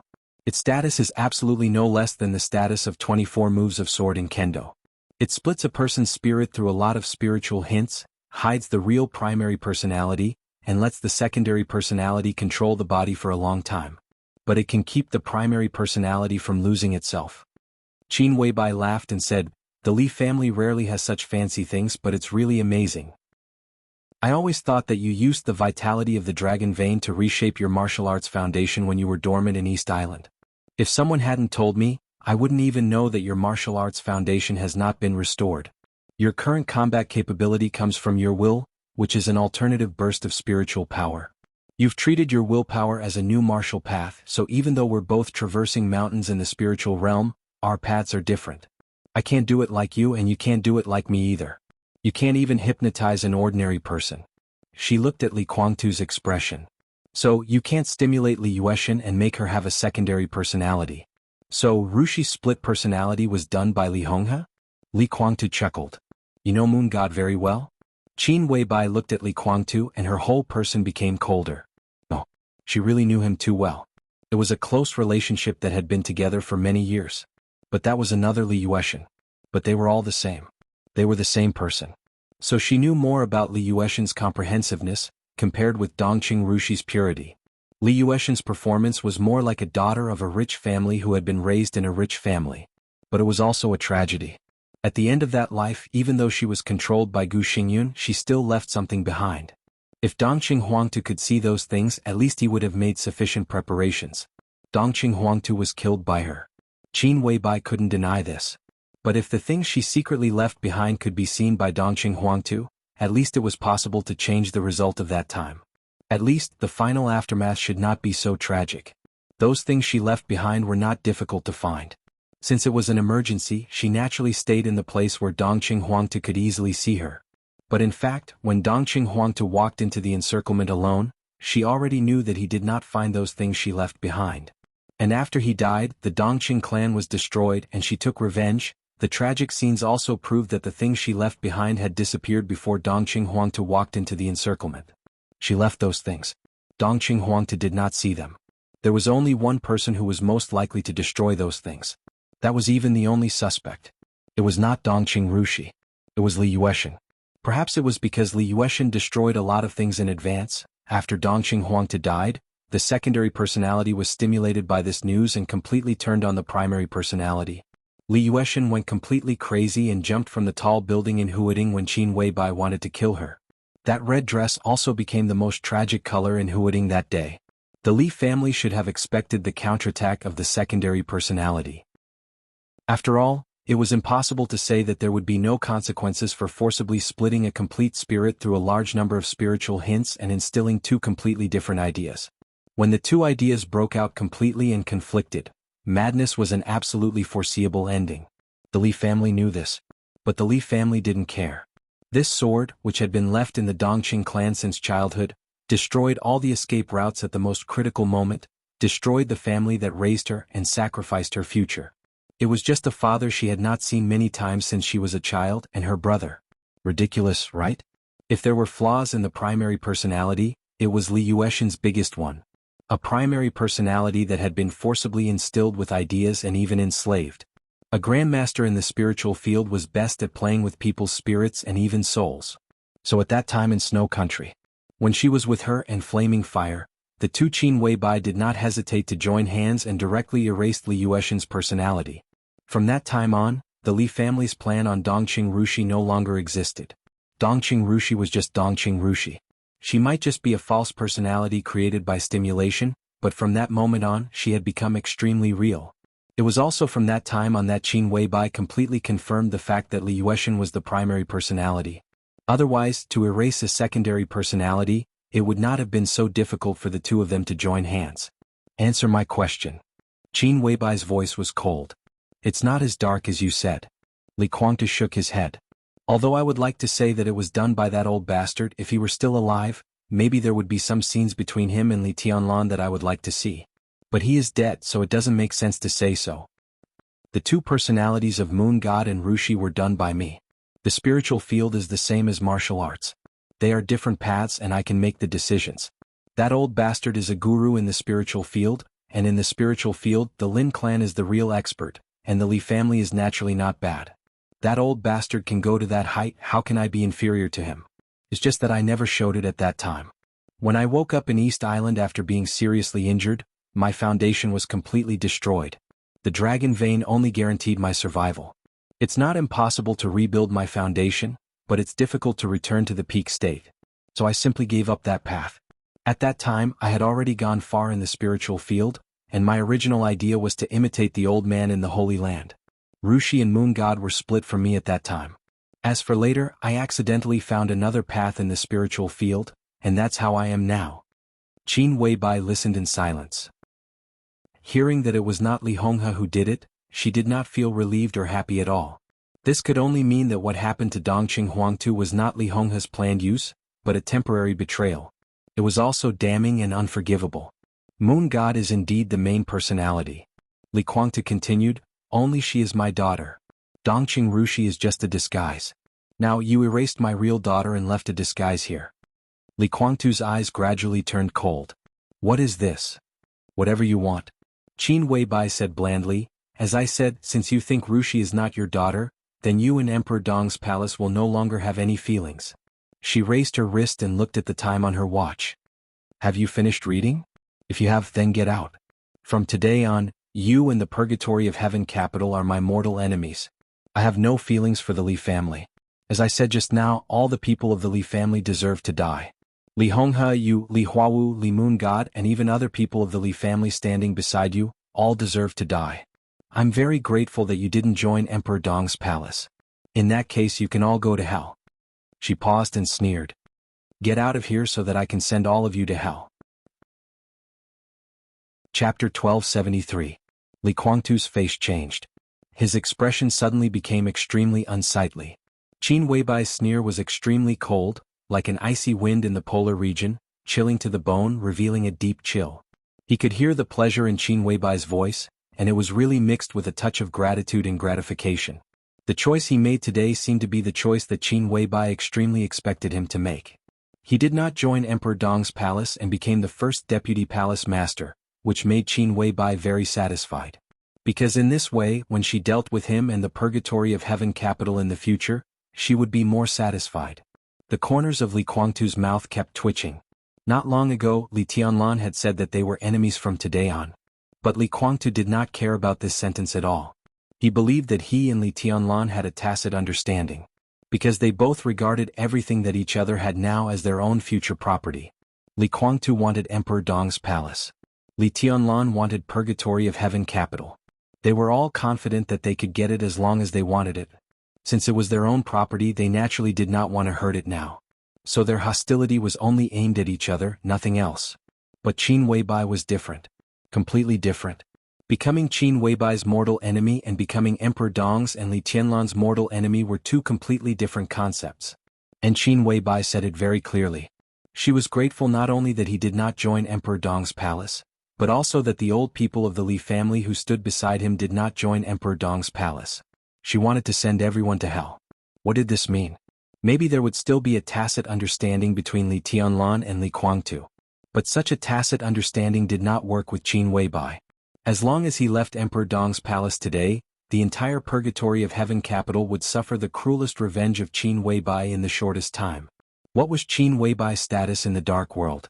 Not to mention that Li Guangtu already knew that although Qin Weibai had no force, her spiritual domain was infinitely close to the transcendent realm. Even before that, he had to brace himself to deal with her series of counterattacks after offending this woman.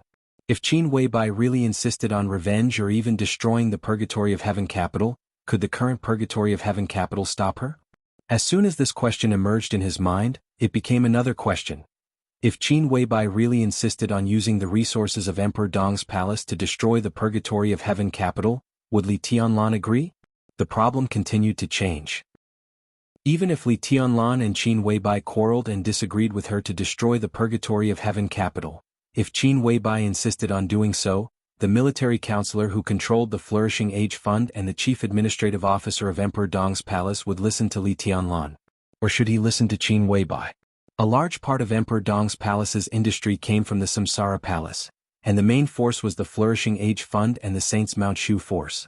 If things developed to the point where military counselor had to make a choice, what would Li Tianlan do? These questions popped up one by one, and they were answered immediately. With the current strength of the Purgatory of Heaven capital, it was difficult to resist. Li Guangtu gave Qin Weibai a deep look.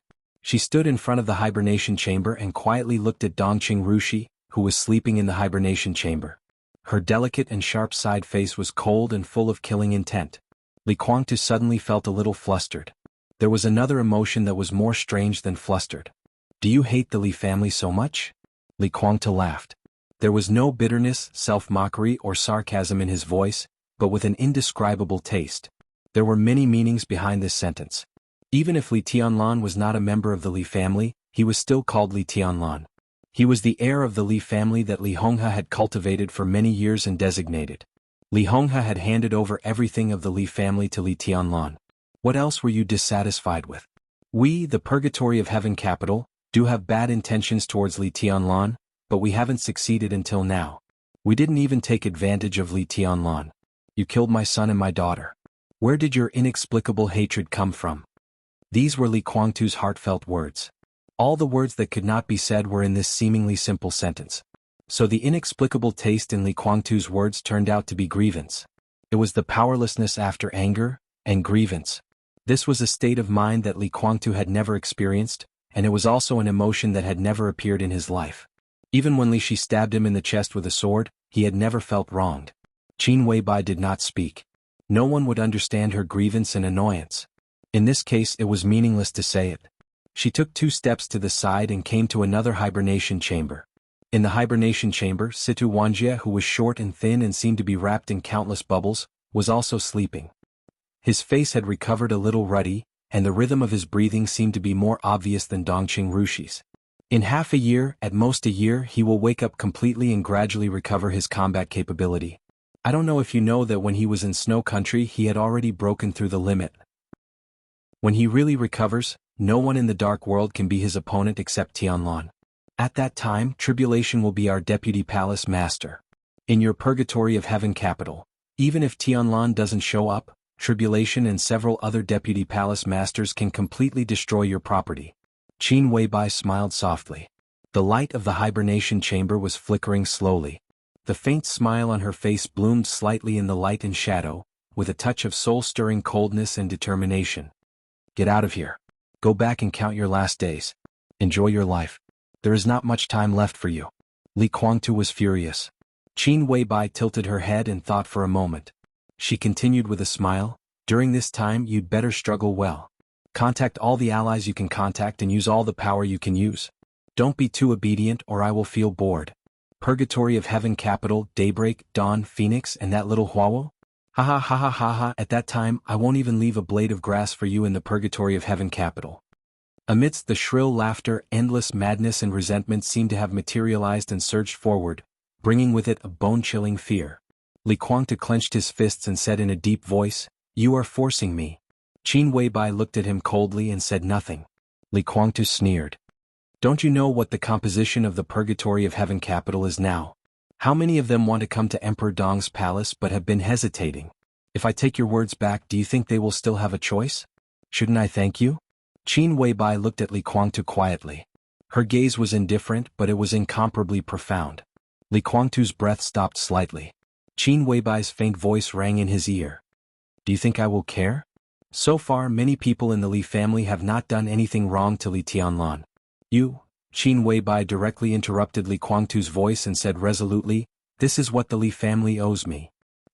Li Guangtu suddenly didn't know what to say. He suddenly wanted to know when Li Tianlan faced him, did he also have this kind of mentality of not being able to say anything clearly? No, Qin Weibai was even worse. Because she was a woman. Don't reason with women. Don't reason with angry women. Don't try to reason with a woman who has a strong personality and great power.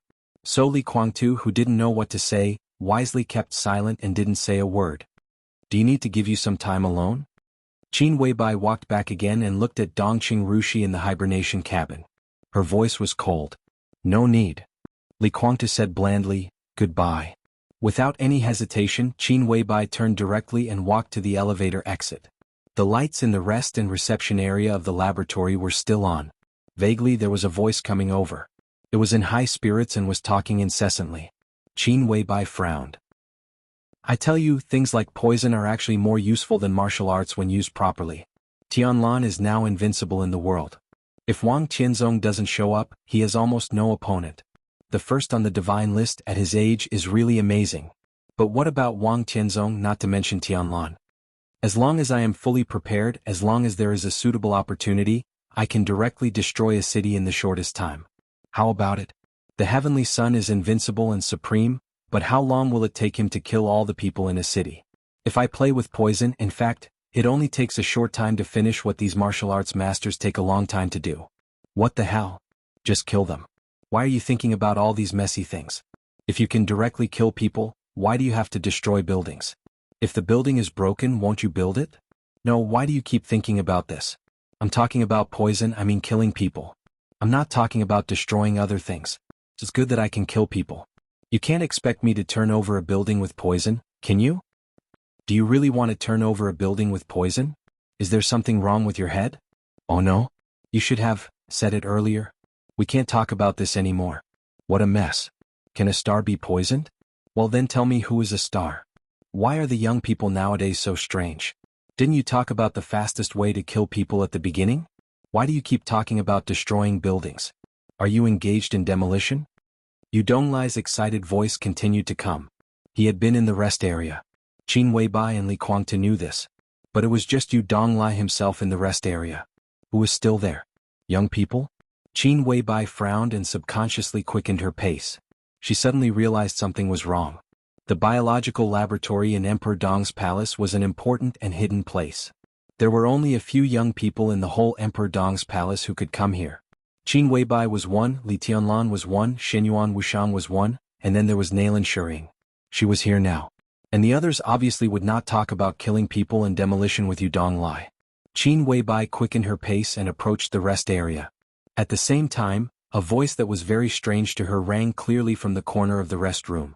The voice was calm, but between the lines, there were countless sharp edges crisscrossing all over the sky. Not killing people. Not demolition. The voice was faint. I want to say destruction. After a pause, he continued, pure destruction. The voice was very strange. Qin Weibai's heart sank and she went straight to the corner. In her sight, the soft lights in the rest area covered the ground. Yu Donglai, who was stunned by the question, was thinking hard about something. And sitting opposite Yu Donglai was a young man that Qin Weibai had never seen before, but he looked a little familiar. It was difficult to describe this man as handsome or not handsome. He looked about 30 years old, tall and slender, with deep eyes and angular facial features showing a very distinct toughness. He was just sitting there casually, but his almost casual sitting posture had a kind of sharpness that almost made people unable to breathe. Qin Weibai's pupils suddenly contracted to the extreme. It was not because of the momentum of this strange but somewhat familiar man. It was because he was sitting here, but the space all over his body was slightly twisted unnaturally. Pieces of blood mist were sprinkled from every corner of his body. Face, forehead, eyes, arms, an endless mist of blood filled the air around him. He seemed to be suffering terrible injuries all the time, but all the injuries healed completely the moment they appeared, and then the new wounds broke again. The process repeated endlessly. The faint smell of blood permeated the reception room. The air was full of invisible but extremely terrible edges. The man with blood mist floating all over his body seemed to feel Qin Weibai coming over. He stood up and nodded to Qin Weibai. Have you finished talking? Qin Weibai did not answer. She stared at the man in front of her with great vigilance and said word by word, Who are you? The blood mist was floating in front of her. The somewhat strange young man thought for a moment and said lightly, It's not easy to explain. But I mean no harm. I also know what you want to do, so I can help you. How about I treat you and Li Kuangtu to a movie? Chapter 1274. Qin Weibai didn't want to watch a movie with Li Guangtu. It was a disgusting thing to think about. Therefore the invitation was also very disgusting. Since it could make her feel disgusted, the other party naturally didn't have good intentions.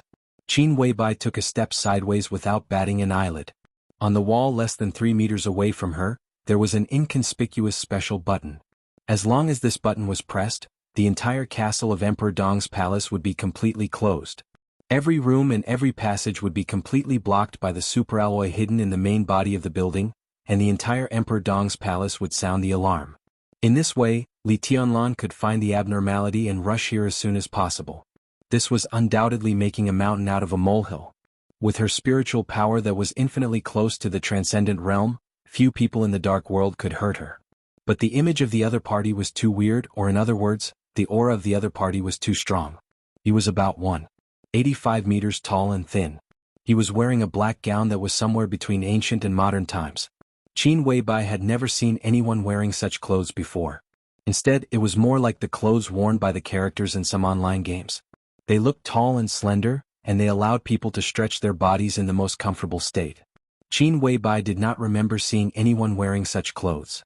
Countless faintly discernible patterns appeared and disappeared on the black robe, changing into different shapes. Sometimes they were like dragons that could summon the wind and rain, and sometimes they were like divine swords that filled the sky. Countless light spots constantly changed, turning into an incomparably vast battlefield. Qin Weibai was speechless. She was very familiar with the state of Heartless after he turned into the black trench coat. The countless complex and mysterious patterns on Wu Qing's body were also changing. Qin Weibai originally thought that Wu Qing was gaudy enough after it turned into clothes, but compared to the long gown on the person in front of her, it was really insignificant. But this incomparably gaudy long gown on the person in front of her was like Li Tianlan wearing Wu Qing. If it was worn by someone else, it might be a clown. But when it was worn by them, there was a touch of irresistible majesty in the dark. It was just right and complemented each other. Strictly speaking, it was like it. Qin Weibai tried hard to think. The other party's words replayed in her mind once more without missing a single word. Who are you? It's hard to explain, but I mean no harm. I also know what you want to do, so I can help you. Qin Weibai's heart suddenly trembled. This kind of unintentional word was the best representation of the person's habit of referring to himself. Qin Weibai finally understood what the man's clothes looked like. Dragon robes. An emperor's dragon robe that was not recorded in the history books and was completely different from any era. What the hell was this? Qin Weibai suddenly felt a little absurd. This was Emperor Dong's palace, the most secret biological laboratory in Emperor Dong's palace. It was a secret place where almost no one could enter. There were only her, Li Guangtu, and Yu Donglai here. Anyone who wanted to enter this place had to inform her in advance. But now, there was suddenly such a guy in a dragon robe who claimed to be the emperor appeared here inexplicably, said that he wanted to help him and even invited him to watch a movie with Li Guangtu. Qin Weibai shook her head subconsciously. She looked so adorable that she suddenly doubted the authenticity of the scene in front of her. However, she was a master in the spiritual realm, so she was very sure that she had not been hypnotized. He was not dreaming either. That was because she only had one dream left, and that was the boundless and boundless Milky Way. The man in the dragon robe stood quietly. His figure was vividly reflected in Qin Weibai's sight and in her spiritual domain. She could feel the reality of the man and even observe the abnormality of his body. The blood mist, which would gush out of his body at any time, quietly filled the air. The smell of blood was not pungent, but it had an unimaginable vicissitude and heaviness. Qin Weibai could even feel that thousands or even tens of thousands of tiny cracks appeared on his body every minute and second. The moment the blood mist gushed out of those wounds, all the wounds healed in an instant, then broke again and healed again, endlessly. A faint blood mist bloomed from his body from time to time, and his incomparably real figure also seemed a little blurred. Qin Weibai stared at him closely and took another step to the side. The man did not respond, just looked at her very gently. He seemed to have long been accustomed to the wounds that raged inside and outside his body, so he did not feel any pain. There was even a little smile in his eyes. Qin Weibai was sure that she had never seen this man before. But for some reason, the more she looked at him, the more familiar he seemed, like some scenery that flashed across the depths of her memory. But such a man should be deeply impressed once she saw him. But if she had never seen him before, then where did this familiar feeling come from? His angular, sharp and rigid face might not be handsome or beautiful, but it could definitely be called handsome. In other words, it was a kind of dazzling valiance. Qin Weibai glanced at Yu Donglai calmly. She and Yu Donglai had been friends for many years. They had known each other before Li Tianlan entered the secular world. Many of the Li family's branches were contacted by Qin Weibai through him, so Qin Weibai had absolute trust in the old man's character. An inexplicable person suddenly entered the forbidden area of Emperor Dong's palace. Qin Weibai believed that Yu Donglai would not be unaware of the seriousness of the matter. But he could still chat with the other party in high spirits. What was this? Qin Weibai asked directly. Who is he?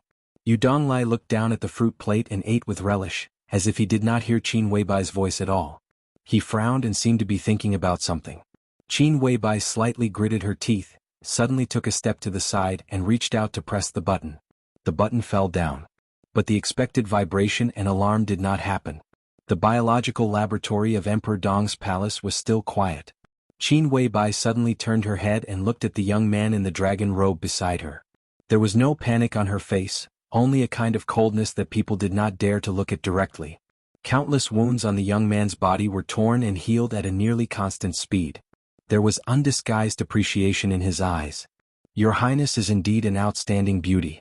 Even your temperament is extremely admirable. I don't want to hear nonsense. Qin Weibai's voice was indifferent. The young man was silent for a second and said quietly, "Then let's get down to business." He thought for a moment and laughed. "I want to say that I am actually passing by. Do you believe me?" Qin Weibai's expression did not change. "I heard your conversation with him," Gu Shijiu said. The young man said slowly, "I know what you want, but what you have done is not enough. Your current spiritual power has not reached the level where you can hypnotize Li Kuangtu. What you can do now is to give him some spiritual hints when he is in a weak state. But as he leaves here, his injury will gradually improve, and these spiritual hints will not play a very obvious role." Qin Weibai's expression changed. Why was she here? Just to talk nonsense with Li Kuangtu? Qin Weibai was not in the mood for this. The real reason was just as the young man said. She took advantage of Li Kuangtu's current low state, and when his will was cracked, to give him some spiritual hints. If Li Kuangtu was in his heyday, Qin Weibai could not do anything to him in the spiritual field. Now it could be said that it was her only chance. First, she created enough pressure on Li Kuangtu, and then slowly channeled this pressure in another direction to achieve the goal she wanted. Qin Weibai didn't know if this method would work, but there was no harm in giving it a try. "I can help you," the young man said lightly. The patterns on his black dragon robe flickered and combined into the shape of several flying dragons, which were vivid and vivid. Qin Weibai thought for a moment and said calmly, "You also know hypnosis? The transcendent realm?" "I don't know those fancy things." The young man laughed and there was a touch of disdain in his tone. "I have only one way." "Then how will you help me?" Qin Weibai frowned. "Hypnosis is too fake and spiritual hints are too weak. You can obviously speak with facts. Why do you have to be so troublesome?" The young man turned his eyes in another direction. Li Kuangtu had appeared there. Meeting the young man's eyes, Li Kuangtu also looked at him in a daze. He was not surprised by the sudden appearance of another person here, but just looked at him quietly. His eyes were a little dazed with intimacy and a kind of pure longing and yearning.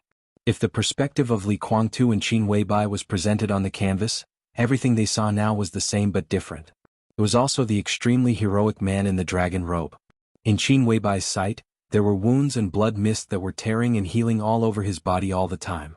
In Li Kuangtu's view, there were the crisscrossing sharpness and sword light all over the sky. The sharpest and sharpest power between heaven and earth all gathered around him, whistling wantonly in his every move. Li Kuangtu didn't know him either. But it didn't matter whether he knew him or not. He didn't think about who the other party was at all. The Li family practiced swordsmanship. Even though Li Kuangtu was actually a guru in the spiritual field, his path was still the path of the Li family. In his eyes, the man in front of him was swordsmanship and martial arts. Supremacy. The man in the dragon robe took 2 steps toward Li Kuangtu, glanced at him and nodded. His talent is not bad, but he has gone astray. How many people in the world were qualified to evaluate Li Kuangtu's path? But hearing this, Li Kuangtu was in a daze and didn't refute at all. The man continued to speak. "Do you believe me?" Li Kuangtu's whole body shook. Almost without any hesitation, he nodded in a low posture that he didn't even realize. He said softly, "Of course I believe you." Li Guangtu had practiced swordsmanship and martial arts all his life. If he didn't believe in swordsmanship or martial arts, it was impossible for him to have such achievements. Faced with this question, he couldn't say that he didn't believe him. The man nodded with satisfaction and looked at Qin Weibai. Qin Weibai was also watching him with vigilance in her eyes. She didn't know martial arts, so naturally she couldn't feel any intimacy. She only saw the blood mist constantly drifting around the man. "Is there anything you can't let go?" he asked suddenly. Qin Weibai shook her head, slightly at a loss. Can't let go? The only thing she couldn't let go of in this life was Li Tianlan. But Li Tianlan had already stood at the top of the world. He was the heavenly son of this era. He was invincible in the world. He ranked first on the divine list, and Emperor Dong's palace also became the most powerful superpower in the world. According to the current momentum, Emperor Dong's palace would become a real dynasty in 5 or 10 years at most.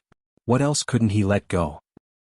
A smile appeared on the man's face and he said patiently, "Think about it. If you are her and she is you, then you must have something you can't let go but can't say. After all, the illusion in other people's eyes is real in your hearts. You are her, she is you, can't let go, illusion. Real?"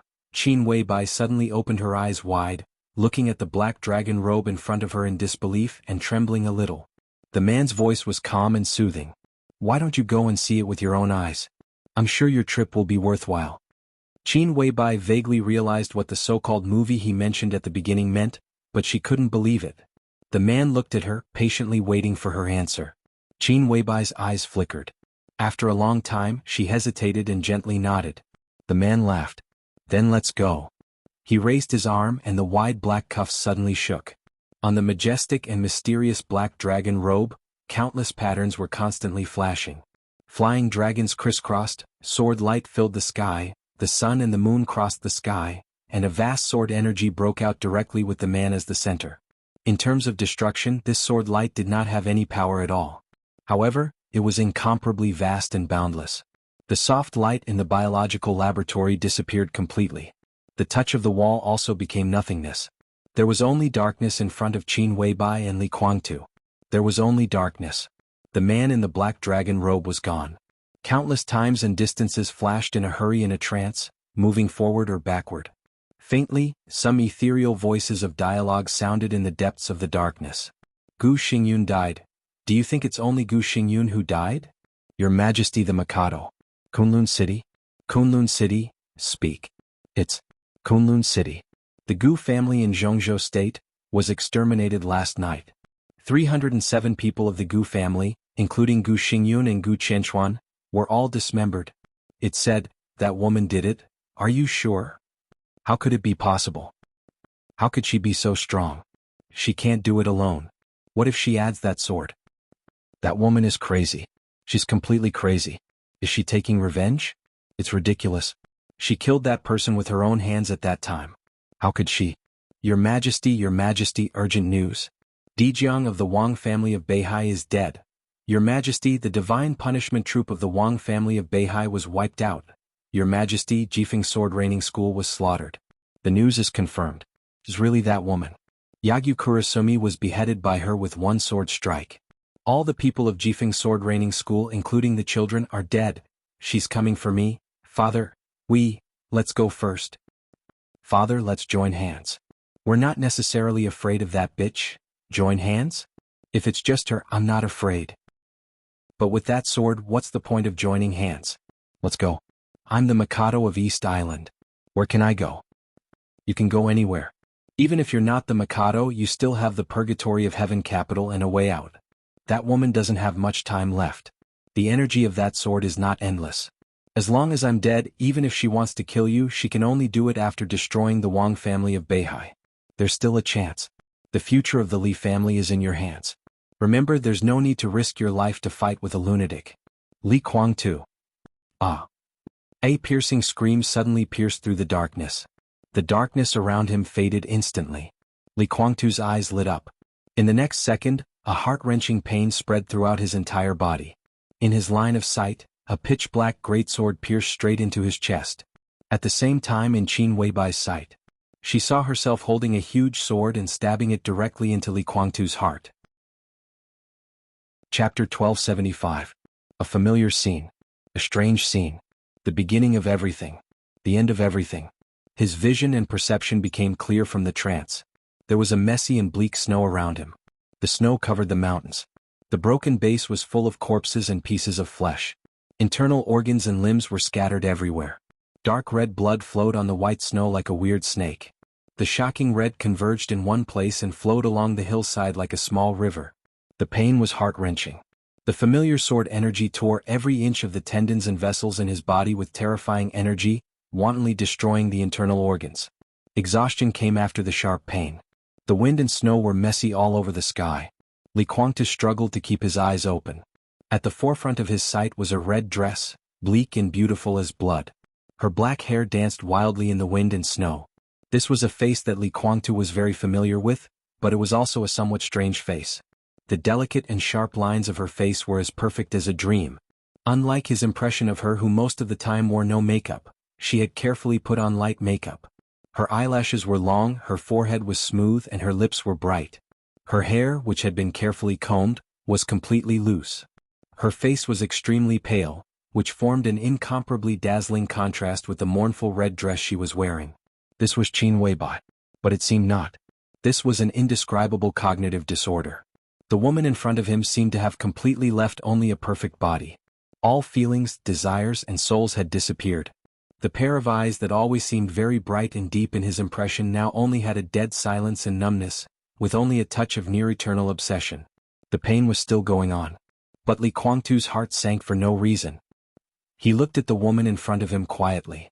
A strong and strange but extremely pure fear seemed to completely jump out from the depths of his soul, freezing every inch of his muscles, every drop of blood, and even his thoughts and soul. It was not because the giant sword in the other party's hand had pierced his chest. In this state, Qin Weibai, who he had never seen before, gave him a kind of extreme uneasiness. In this kind of emotion, Qin Weibai seemed to take everything for granted.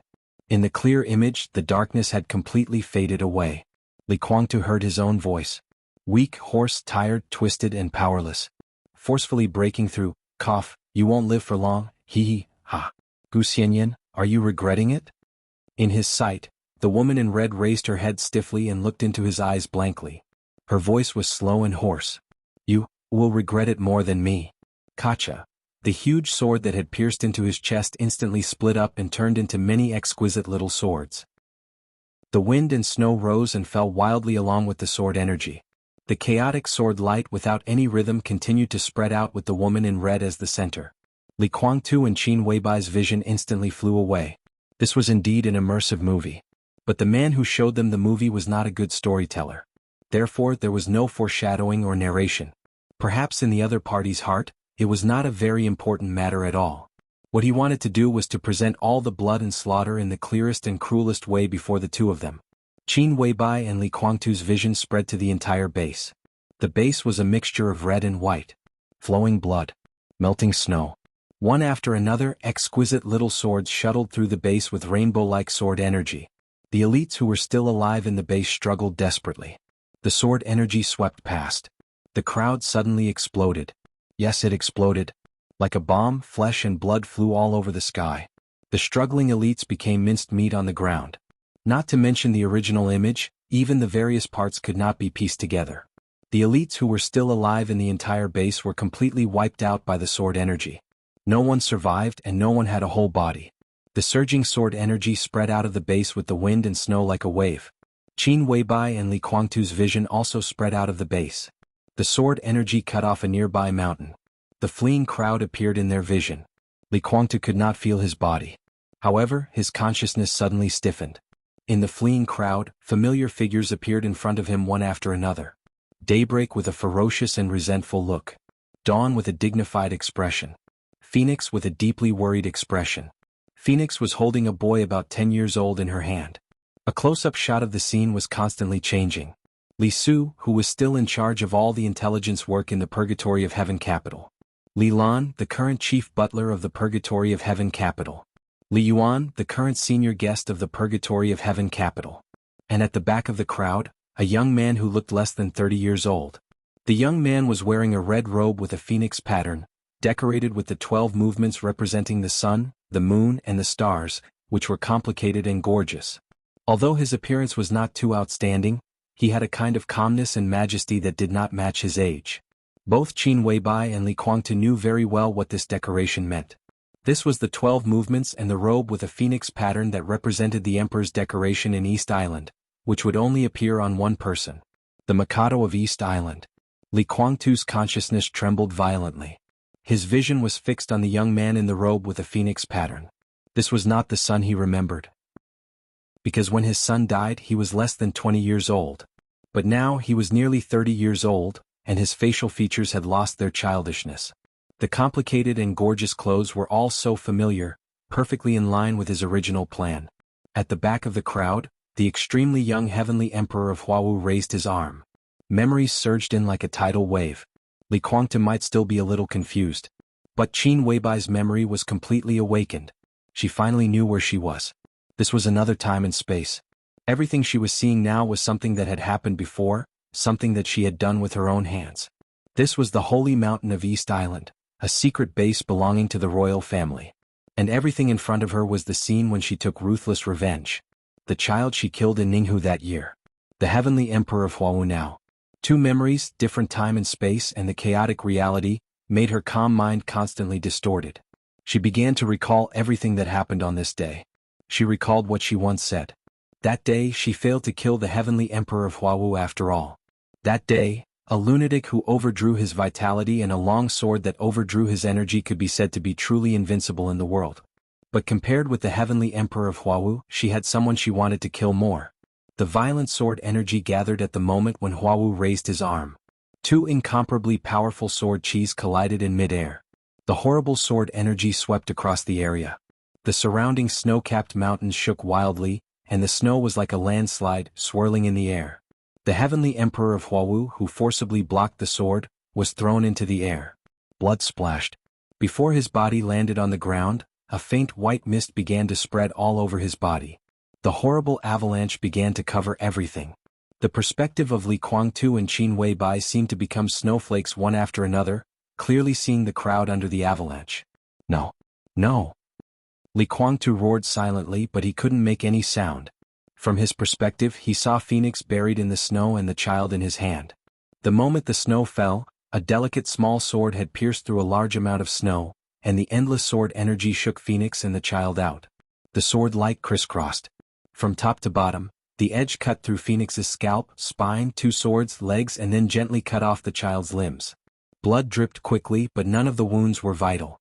The child's cry and Phoenix's scream were heart-wrenching. Their bodies, which were not dead, fell into the flying snow and were covered by the snow layer by layer. The blood and the snow mixed together, turning white with red, and finally became pure white. Another small sword pierced Dawn's eyes with sword energy and cut off his legs. Dawn, dragging half of his body, roared and wanted to fight back, but he couldn't even find his opponent. Death spread everywhere in the avalanche. People from the Li family were dying. The extremely precious Li Consortium veterans who had been preserved were tortured in extremely cruel ways until they were half dead. Then they were all buried in the snow. Among these people, Li Guangtu saw not only a part of the people in the Purgatory of Heaven capital, but also some people in Emperor Dong's palace. But it didn't work. Everyone received the same treatment. They were all tortured and killed by the small swords in an almost inhumane and insidious way. Li Guangtu's consciousness trembled violently. Extreme, paranoid, or arrogant, no matter what, he really had feelings for the Li family. This feeling was deeply engraved in his bones and soul, and it could even be said to be the driving force for him to live. He never thought that the Li family would face such a scene. People close to him were killed one by one. He was also stabbed in the heart by the madman. The Li family was withering at a speed that was close to extinction. Collapse, anger, hatred, resentment, and unwillingness. His emotions began to become extremely chaotic. In the extreme chaos, he heard the woman's voice. "You win. You win." The two voices sounded almost at the same time. One was the voice from the perspective. It was dead silent, numb, stiff, and slow. The other was beside him. It was a little complicated, a little nostalgic, and with pleasure. Why could Qin Weibai speak? Li Guangtu wanted to turn around, but he couldn't feel his body. There was no one in his perception. Because he was watching a movie. He was there, so he naturally couldn't see another person outside the movie. Then he heard his own voice again. Crazy, hoarse, with resentment and pleasure. "I will die, but the Li family will not die. I will die, but the Li family will not be destroyed. Aha. Li Tianlan has fallen. You killed him, but you failed to kill Huawu today. The Li family is mine. It belongs to Huawu. It belongs to the people of the Li family. I want to thank you. Thank you for killing that bastard. The moment the scream suddenly sounded, Li Guangtu felt pain again. He saw the woman in red stretch out her hands and gouge out his eyes. But this was a movie. He could still see the picture. He saw himself with blood spurting out of his eyes. The voice beside him sounded again, almost murmuring, I don't like your eyes. Your eyes. I don't like them. I wanted to do this a long time ago. The madwoman in red murmured and threw the two eyeballs aside. Li Guangtu saw his expression completely distorted, becoming extremely ferocious and crazier at the same time. You killed him. Li Tianlan Dongqing Huangtu, you killed him, you killed him, you killed him. Swish. An arm flew directly into the air. You killed him. You killed him. You killed him. His vitality was fading rapidly. Li Guangtu, who was furious, began to vent his resentment like crazy. He knew what words could irritate the madwoman in front of him the most, so he kept repeating them. Another arm flew into the air. Then the feet. Knee. Butt. The internal organs were scattered on the ground after being cut at the waist. The heart had been pierced. Even the vitality of the peak of the invincible realm was rapidly disappearing at this time. The completely crazy woman didn't stop. She held the reassembled giant sword in her hand and stabbed his upper body again and again, tearing his face, mouth, and throat. Blood splashed everywhere. Li Guangtu was dead. He was like a machine. It was dismantled into pieces by the woman who had completely gone mad. From the beginning to the end, the woman's expression and eyes didn't change at all. They were numb and dead. It wasn't until Li Guangtu was completely dead that she suddenly laughed while standing in the broken bodies on the ground. The laughter was sharp and hollow, like crying but also like laughing. She was really crazy. The mountain was covered with snow. The mountain was covered with blood. Li Guangtu's consciousness watched silently. He seemed to have entered the cold winter and the abyss, wrapped in the cold. The bloody and cruel pictures were playing in a loop in silence. The darkness swallowed him again. The voice was still one step ahead of the light. Where are the children? How could you two lose sight of two children who are only a few years old together? In the voice with hidden anger, some vague light tore the darkness. Li Guangtu saw a somewhat familiar young face.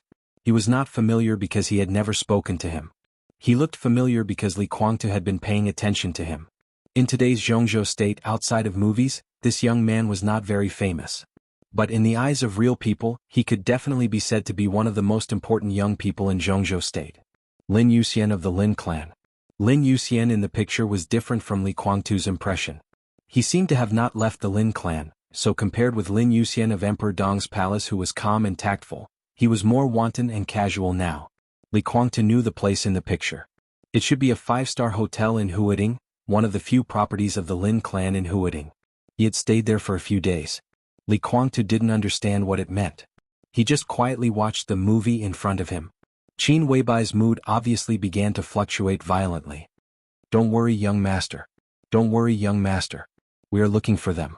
Within 3 days we promise to find the two children. You bastards.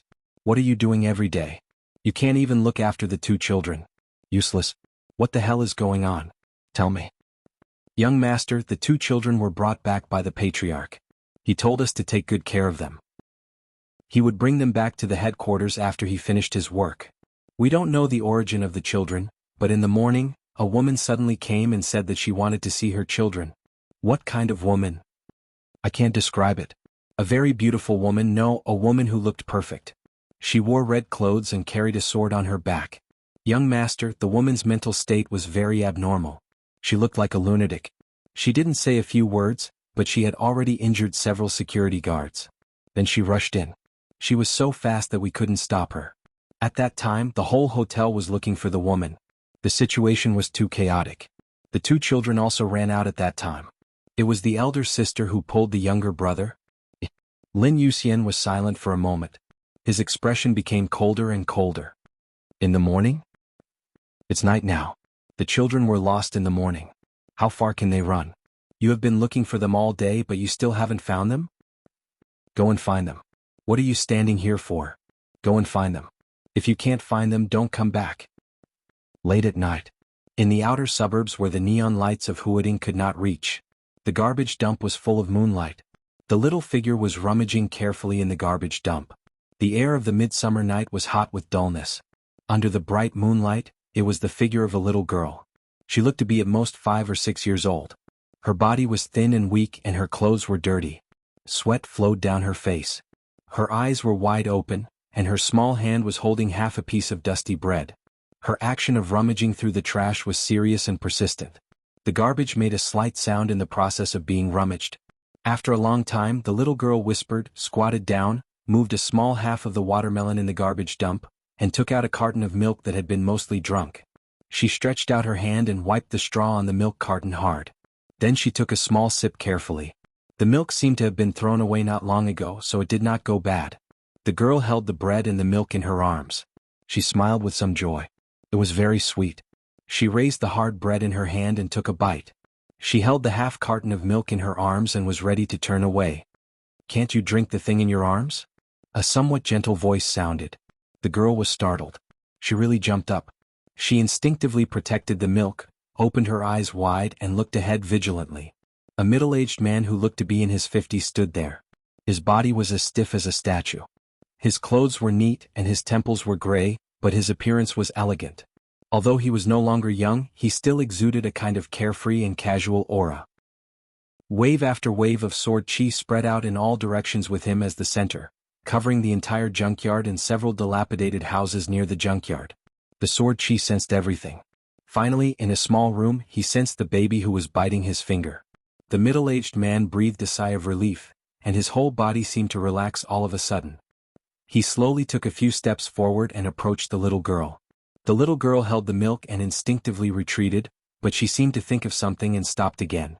She just opened her eyes and asked, "Are you here to catch me?" She could barely remember things at her age. She knew that many people were now trying to catch her, but during this period of time, the number of people catching her seemed to have decreased. "Someone is catching you?" The middle-aged man was stunned. The girl nodded and said softly, "Yes, I was almost caught by them once. But I ran to a crowded place. Many uncles and aunties helped me and the bad guys were scared away." She looked up at him and said, "Where are you going to take me?" Her big eyes were filled with tears and she was a little desperate. She said with a sobbing tone, "I'll go with you. I'm not here to catch you." The middle-aged man sighed softly and touched the girl's head. "I've been looking for you for almost half a year and I've finally found you. I'll take you home." Children might not be able to distinguish right from wrong, but they could feel pure kindness and malice. The girl stared at him for a while and her body slowly relaxed. The man reached out to grab the half carton of milk that the girl was holding tightly. He pulled but did not move. He was slightly stunned. The girl was a little nervous again. She hesitated and whispered, "Milk? Brother wants to drink it." According to her experience, this small half carton of milk and some bread crumbs on the soft part of the bread were enough for her brother to eat for a day. The middle-aged man, who was used to all kinds of tragedies, suddenly felt a lump in his throat. He forced a smile and said, "It's okay. I found the best nanny." Although he said that, he did not grab the half carton of milk that represented food in the girl's heart. He squatted down, looked at the girl and said softly, "Do you remember me?" The girl looked at him blankly and shook her head slightly. "Your aunt asked me to take care of you and your brother. Half a year ago, I put you in a hotel and said that I would take you home in a few days. Do you remember? How did you get out later?" The middle-aged man asked softly. The girl thought about it seriously and said hesitantly, "We saw my aunt. I took my brother to find my aunt. My brother wants to drink milk." She seemed to have thought of something and looked at the middle-aged man happily. "Where is my aunt?" The middle-aged man's eyes became extremely complicated. He reached out to touch the girl's head and said softly, "She went to a place far, far away." The girl blinked and said softly, "When will she come back?" "It will probably take a very long time, right?" The girl was silent. She vaguely realized something but she didn't fully understand it. After a long time she said softly, "Can you help me take care of my brother?" She was only a few years old but she had to take care of a baby. One could imagine how difficult it was to survive. However, even in the most difficult situation she had never thought of leaving her brother behind. She didn't understand the deep love between siblings at her age. She just instinctively felt that she couldn't leave her brother behind. "Yes, I'll take you home. I promise that I can give you the best life," the middle-aged man said seriously. The girl nodded and asked expectantly, "Does that mean I don't have to beg for food? And I don't have to cut off a leg?" The uncle said that when I grow up I can use it. I can also cut off a leg to beg for food. They will take care of me and my brother. The middle-aged man's mouth twitched. He knew who the uncles the girl was talking about were. Before he came, he had already killed all of those scum and dismembered them. "Of course, all of you must be healthy and safe," Yizichin said. He held the girl's hand. Sword chi surged and the two of them arrived at the shabby little room. On the little bed in the room, the baby who didn't cry or make a fuss looked at the man with his black eyes. Suddenly he opened his mouth and smiled. The murderous sword chi and the smell of blood were still lingering around him. The baby seemed to like this atmosphere and became happier and happier. The man carefully carried the baby, looked at the girl next to him, held his little hand and asked, "Do you still remember your names?" "I remember." The girl nodded seriously. "My name is Dong Qingyu. My brother is Li Dongqing. Aunt said that I can never forget." The man was silent for a while, then nodded and said softly, "Then I will never forget." "Uncle, what's your name?" The girl blinked her eyes. The man smiled, touched her head and said softly, "My name is Lin Fengting." Chapter 1276. Dad? In a small bedroom where every detail was meticulously arranged, a 3-year-old child was holding a somewhat rough wooden sword in his chubby little hand, shouting with a tender voice. "It's Godfather. Dongqing, I'm Godfather. Call me Godfather." Lin Yuxian looked at the little boy on the bed seriously. "Good son, look at my mouth. A Godfather." The 3-year-old child looked at Lin Yuxian blankly and then nodded seriously. Yes. Lin Yuxian was speechless. He turned to look at Dong Qingyu beside him and said seriously, "Yu, do you think he's playing with me?" "I don't know, Uncle Lin." Dong Qingyu's face was red because she was holding back her laughter. She sat at the small table in the corner of the bedroom. She was dressed in exquisite and gorgeous clothes. Her face was rosy and her eyes were shining. She looked like a little princess. She was holding the doll that Lin Yuxian had just given her in her arms. The sweet smile on her face made people's hearts tremble. "You are also a little slippery." Lin Yuxian snorted and took out the toy car behind him. "Good son, call me Godfather. If you call me Godfather, I'll give you the toy car, okay?" He moved faster and put the toy in front of the boy first. Dad?" The boy's voice was still childish. He held the wooden sword and pushed the toy car aside with some disgust. "Well, if the car doesn't like it, how about the airplane, tank, transformer, Ultraman?" Lin Yuxian chattered endlessly and was in high spirits. In recent years he had rarely been in the headquarters of the Lin clan. He only came back a few times a year. But every time he came back, the first thing he did was to see his adopted son, and then to see his father.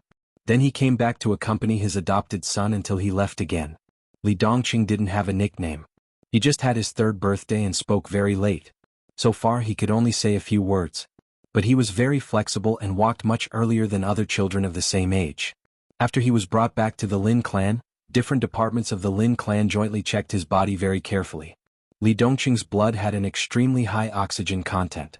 Not high, but extremely high, incredibly high. At the same time, the child's spine was also very strong, which could connect the limbs to the greatest extent. Furthermore, his body's coordination and balance were unbelievable. All of this was visible to the naked eye. This child did not inherit his father's wind and thunder veins, but from a certain point of view, he could be considered to have a unique constitution that had never appeared before. It could even be said that this child had an unprecedented talent for martial arts. His spine was so tough that current biological knowledge could not explain it. This meant that his future path of martial arts would not encounter any bottlenecks. What is a bottleneck? That was because of the body. Even if one was talented in martial arts, they had no choice but to compromise. Why is it so rare to see an expert of the thunder-shocking realm around the age of 20 in the dark world? Many geniuses could reach the peak of the fire-flaming realm at this age, but they couldn't go any further. It wasn't that he couldn't, but that he didn't dare. Because their physical strength had not reached the point where they could withstand the power of the thunder-shocking realm. Why is there almost no invincible realm experts under 30 in the dark world? The reason was the same. The bottleneck of physical strength was almost non-existent for Li Dongqing. As long as he could grow up with his physical quality, it was possible for him to reach the invincible realm at the age of 20. Absolutely brilliant, this was a true super genius. More importantly, compared to Li Dongqing's inconceivable body, what was even more incomprehensible was his personality. Li Dongqing was very quiet. Children who were just a few years old were usually prone to crying and throwing tantrums. However, Li Dongqing rarely cried. In other words, he had almost never cried before. He drank milk quietly. He slept peacefully. He woke up quietly. He quietly grabbed the somewhat rough and unsightly small wooden sword and played with it until he fell asleep. When someone played with him, he would cooperate. When no one played with him, he would play by himself. Many people said that they had never seen such a well-behaved child. So well-behaved, with a kind of depression that was almost incomprehensible. Moreover, this child was also extremely sensitive to murderous intent and sword intent. But the way this sensitivity was expressed was not fear and rejection, but closeness and joy. So every time Lin Yuxian came back from the outside, he was very popular with Li Dongqing with the murderous intent and sword intent that had not yet dissipated. The word, daddy, was also learned in this kind of meeting that was not very frequent. And all of this, whether it was his temperament or his body, seemed to prove that this 3-year-old child was destined to have a brilliant future on the path of martial arts that no one could look directly at. It was indeed difficult to see more things from a 3-year-old child. But just what could be seen was enough to make people sure of this point. Lin Yuxian watched quietly. Li Dongqing held the small wooden sword in his hand and slashed the newly bought toy car, making a clanging sound. Tut tut. Lin Yuxian sighed softly, touched Li Dongqing's head and whispered, "Good son, every time I see you I can't wait to work harder. It is because I can see you every time that I have the motivation and courage to continue to go out." Li Dongqing, who was playing with the small wooden sword in his hand, raised his head in confusion. Then he got up quickly, opened his hands and trotted into Lin Yuxian's arms. Lin Yuxian snorted softly, but he laughed and kissed the little face in front of him, behind the adult and the child. Dongqing Yu, who was dressed like a little princess, quietly ate a piece of dessert. Her eyes were wide open. In her sight, a stream of blood was slowly flowing down Lin Yuxian's back, soaking his light-colored suit. "Master. Godfather." The 7-year-old boy trotted over and bowed seriously with a calm voice. Lin Fengting picked up the teacup and took a sip. He looked at the boy in front of him and then looked at Lin Yuxian sitting next to him. He suddenly said, "This child calls me master and you godfather, making us look like peers. I am your father. Do you feel that you are taking advantage of me?" Lin Yuxian, who had been sitting on the sofa, sat up straight with some difficulty. He smiled and waved to the boy. "Dongqing, come here." He pulled the boy over and hugged him. The boy's figure was a little thin, but he was very tall compared with his peers. He looked healthy and steady. It was not appropriate for him to sit on his lap like he did when he was a child. Lin Yuxian touched his head in a trance. He was a little embarrassed. "Dad, Tianlan and I, Wang Tu and I are brothers. His son calls me godfather. It is natural for his son to call me godfather. It was you who insisted on taking this apprentice from me. Otherwise Dongqing would call you grandpa now. Otherwise Dongqing would have been better." Lin Fengting, who was in his 60s, did not look old, but most of his hair was white. He was more casual than a few years ago. He pointed at Li Dongqing and smiled. "Your godfather was also taught by me. You are my apprentice, so in the future, you can't call him godfather in front of me. You have to call him senior brother, okay?" Li Dongqing smiled and did not speak. "You can't mess up the seniority. Godfather is godfather." "Dad, you are not particular about this." Lin Fengting protested. "You are the only one who is particular." Lin Fengting rolled his eyes at his son angrily. "That's right. According to the current sequence in the family, we are of the same lineage. We are far from you." Lin Yuxian was proud. "Not far." Li Dongqing shook his head. He looked at Lin Yuxian and whispered, "Godfather, you haven't been back for a long time." "Yes, the last time was more than a year ago. At that time you were not so tall." Lin Yuxian touched his godson's head and suddenly smiled. This time, Godfather killed a noble outside. It was a mess. It seemed that he was a duke. He was also a figure in Europe. These years he had been very unhappy with the royal family. Taking advantage of the cooperation between the two sides, I killed him. "Good son, the royal family said that they would give you a princess as a daughter-in-law. She is 1 year older than you. I brought her photo here whether you want it or not. It doesn't matter if you don't want it. They have 3 princesses, all of whom are good-looking. The oldest one is 5 years older than you, but it doesn't matter. You can choose whatever you want. As long as you agree, the royal family will immediately send the princess here. She will be raised in our family and live with you. When she is of age, she will be your daughter-in-law." Li Dongqing shook his head. "Sister, you won't like it." Lin Fengting and Lin Yuxian were stunned at the same time. "I was wondering." On the way back, Yaya was not nice to me. She was so fierce. What's the matter? Lin Yuxian suddenly understood. Dong Qingyu was 4 years older than Li Dongqing. In the Lin clan she was a veritable little princess. Many elders almost spoiled her. When she was 10 years old, she officially left the headquarters of the Lin clan and studied with Lin Yuxian. Of course she did not learn to fight and kill. Now, Dong Qingyu was involved in all the industries under Lin Yuxian's name. Countless top business elites were her teachers. Lin Yuxian obviously wanted to use incomparably huge resources to cultivate a business queen. Good son, you like your sister. Lin Yuxian joked. I want my sister to be my wife. Li Dongqing said very seriously. A 7-year-old child naturally did not understand what a wife meant, but Lin Yuxian did not take this sentence as a joke. Instead, he said thoughtfully, it's not impossible, bastard. Lin Fengting scolded, Yaya and Dongqing are close relatives. They are cousins. What are you thinking about? That's nothing. Lin Yuxian shook his head. In the European land there are countless cousins in the royal family, Rothschild and other wealthy families. They say that they want to protect their noble bloodline. Generation after generation no one has said anything. Not to mention them, in our Zhongzhou state in ancient times Fuxi and Yuhua were siblings. Aren't they? Lin Fengting grabbed a grape on the table and threw it over. Where is your fastidiousness? Go to rest. Lin Yuxian coughed dryly. His lips were abnormally pale. He patted Li Dongqing on the shoulder and chuckled softly, it's okay if you don't want a princess. Anyway, you have nothing to lose. I brought you a gift from the European land this time. It is said that it is a sword used by a famous Grand Duke in history books. I will ask someone to send it to you later. Thank you, Godfather. Li Dongqing bowed very seriously. Lin Yuxian waved his hand, Godfather, go to rest first. I will show you around when you are well. I will accompany you. Li Dongqing said softly. Lin Yuxian was stunned. Li Dongqing was very close to him when he was a child. Every time he came back, Li Dongqing would accompany him when he wanted to rest. But in fact he was taken away by Dong Qingyu or the maid every time. Children were easy to coax and Li Dongqing was very obedient, so he never made trouble. Dongqing, you haven't eaten yet, right? I will go first. Can you come to me later? Lin Yuxian chuckled softly. I have informed the kitchen. Dinner is early today. Godfather, wait for me for a few minutes. Li Dongqing turned and looked in another direction. The two servants each carried a food box and walked into the garden in a hurry. Lin Yuxian glanced at Lin Fengting awkwardly, hoping that he could help him out. Lin Fengting was about to say something, but he found that Li Dongqing was also looking at him. The child's eyes were very calm, without any emotion. Lin Fengting's mouth twitched. He sighed and said, then let's go together. The young and beautiful maid put the food box on the table and took away the fruit plate. Li Dongqing opened the food box obediently and took out the food inside. It was a large bowl of rice with a strange luster.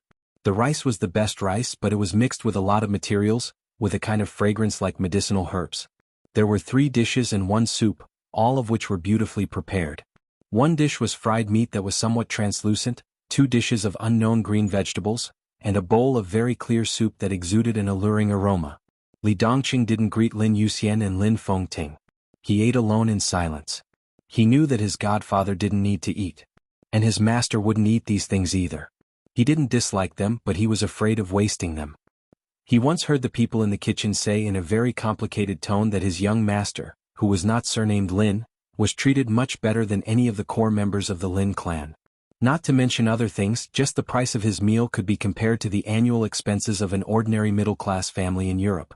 And he had 3 meals a day, almost all of which were set at a fixed time and had never missed a meal. Compared with the money he squandered crazily during his growth, resources were more important. Many of his food could hardly be seen on the market. Many of his things were even things that most people had never heard of. For some of them, the Lin clan had to trade or even rob them. Because of his existence, the Lin clan even specially formed a small army to do nothing else but to find suitable ingredients for his young master all over the world. Every bite of food he ate and even every drop of water he drank were unimaginable resources. The Lin clan had brought him back. In terms of training him, they had spared no expense. After eating these foods, they became the purest form of nutrition, transforming his body at every moment, making his body healthier, stronger, and more perfect. Such a seemingly simple meal, even Lin Fengting would feel that it was a bit extravagant and a waste to eat it. But he ate it every day. Li Dongqing ate seriously. He ate very seriously, as if he was facing a war. Lin Fengting smoked silently. Lin Yuxian, with a pale face, sat in a chair and watched Li Dongqing eat. His eyes were soft and soothing with an indescribable persistence. After the meal, Lin Yuxian took Li Dongqing's hand and walked to the bedroom where he rested. Dongqing, I'll tell you a secret, okay? Okay. In fact, I'm a weirdo who lives underground. I like quiet very much. Here, this is the password to enter the underground. You can also come up from below. If you don't like it, you can come up by yourself. Do you remember? I'm a heavy sleeper. I'm afraid I can't open the door for you. Okay. The elevator went down slowly.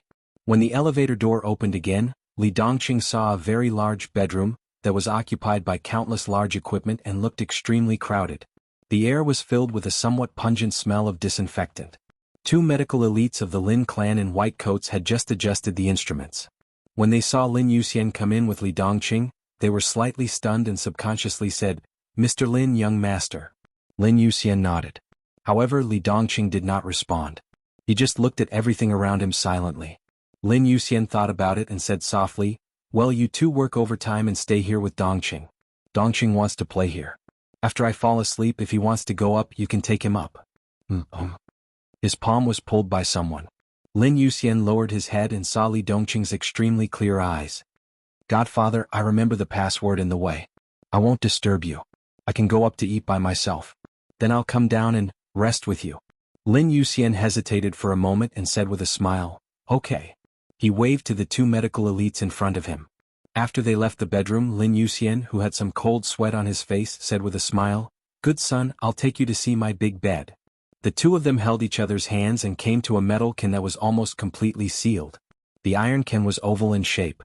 It contained a part of the blue liquid with a hint of black, which was almost solidified.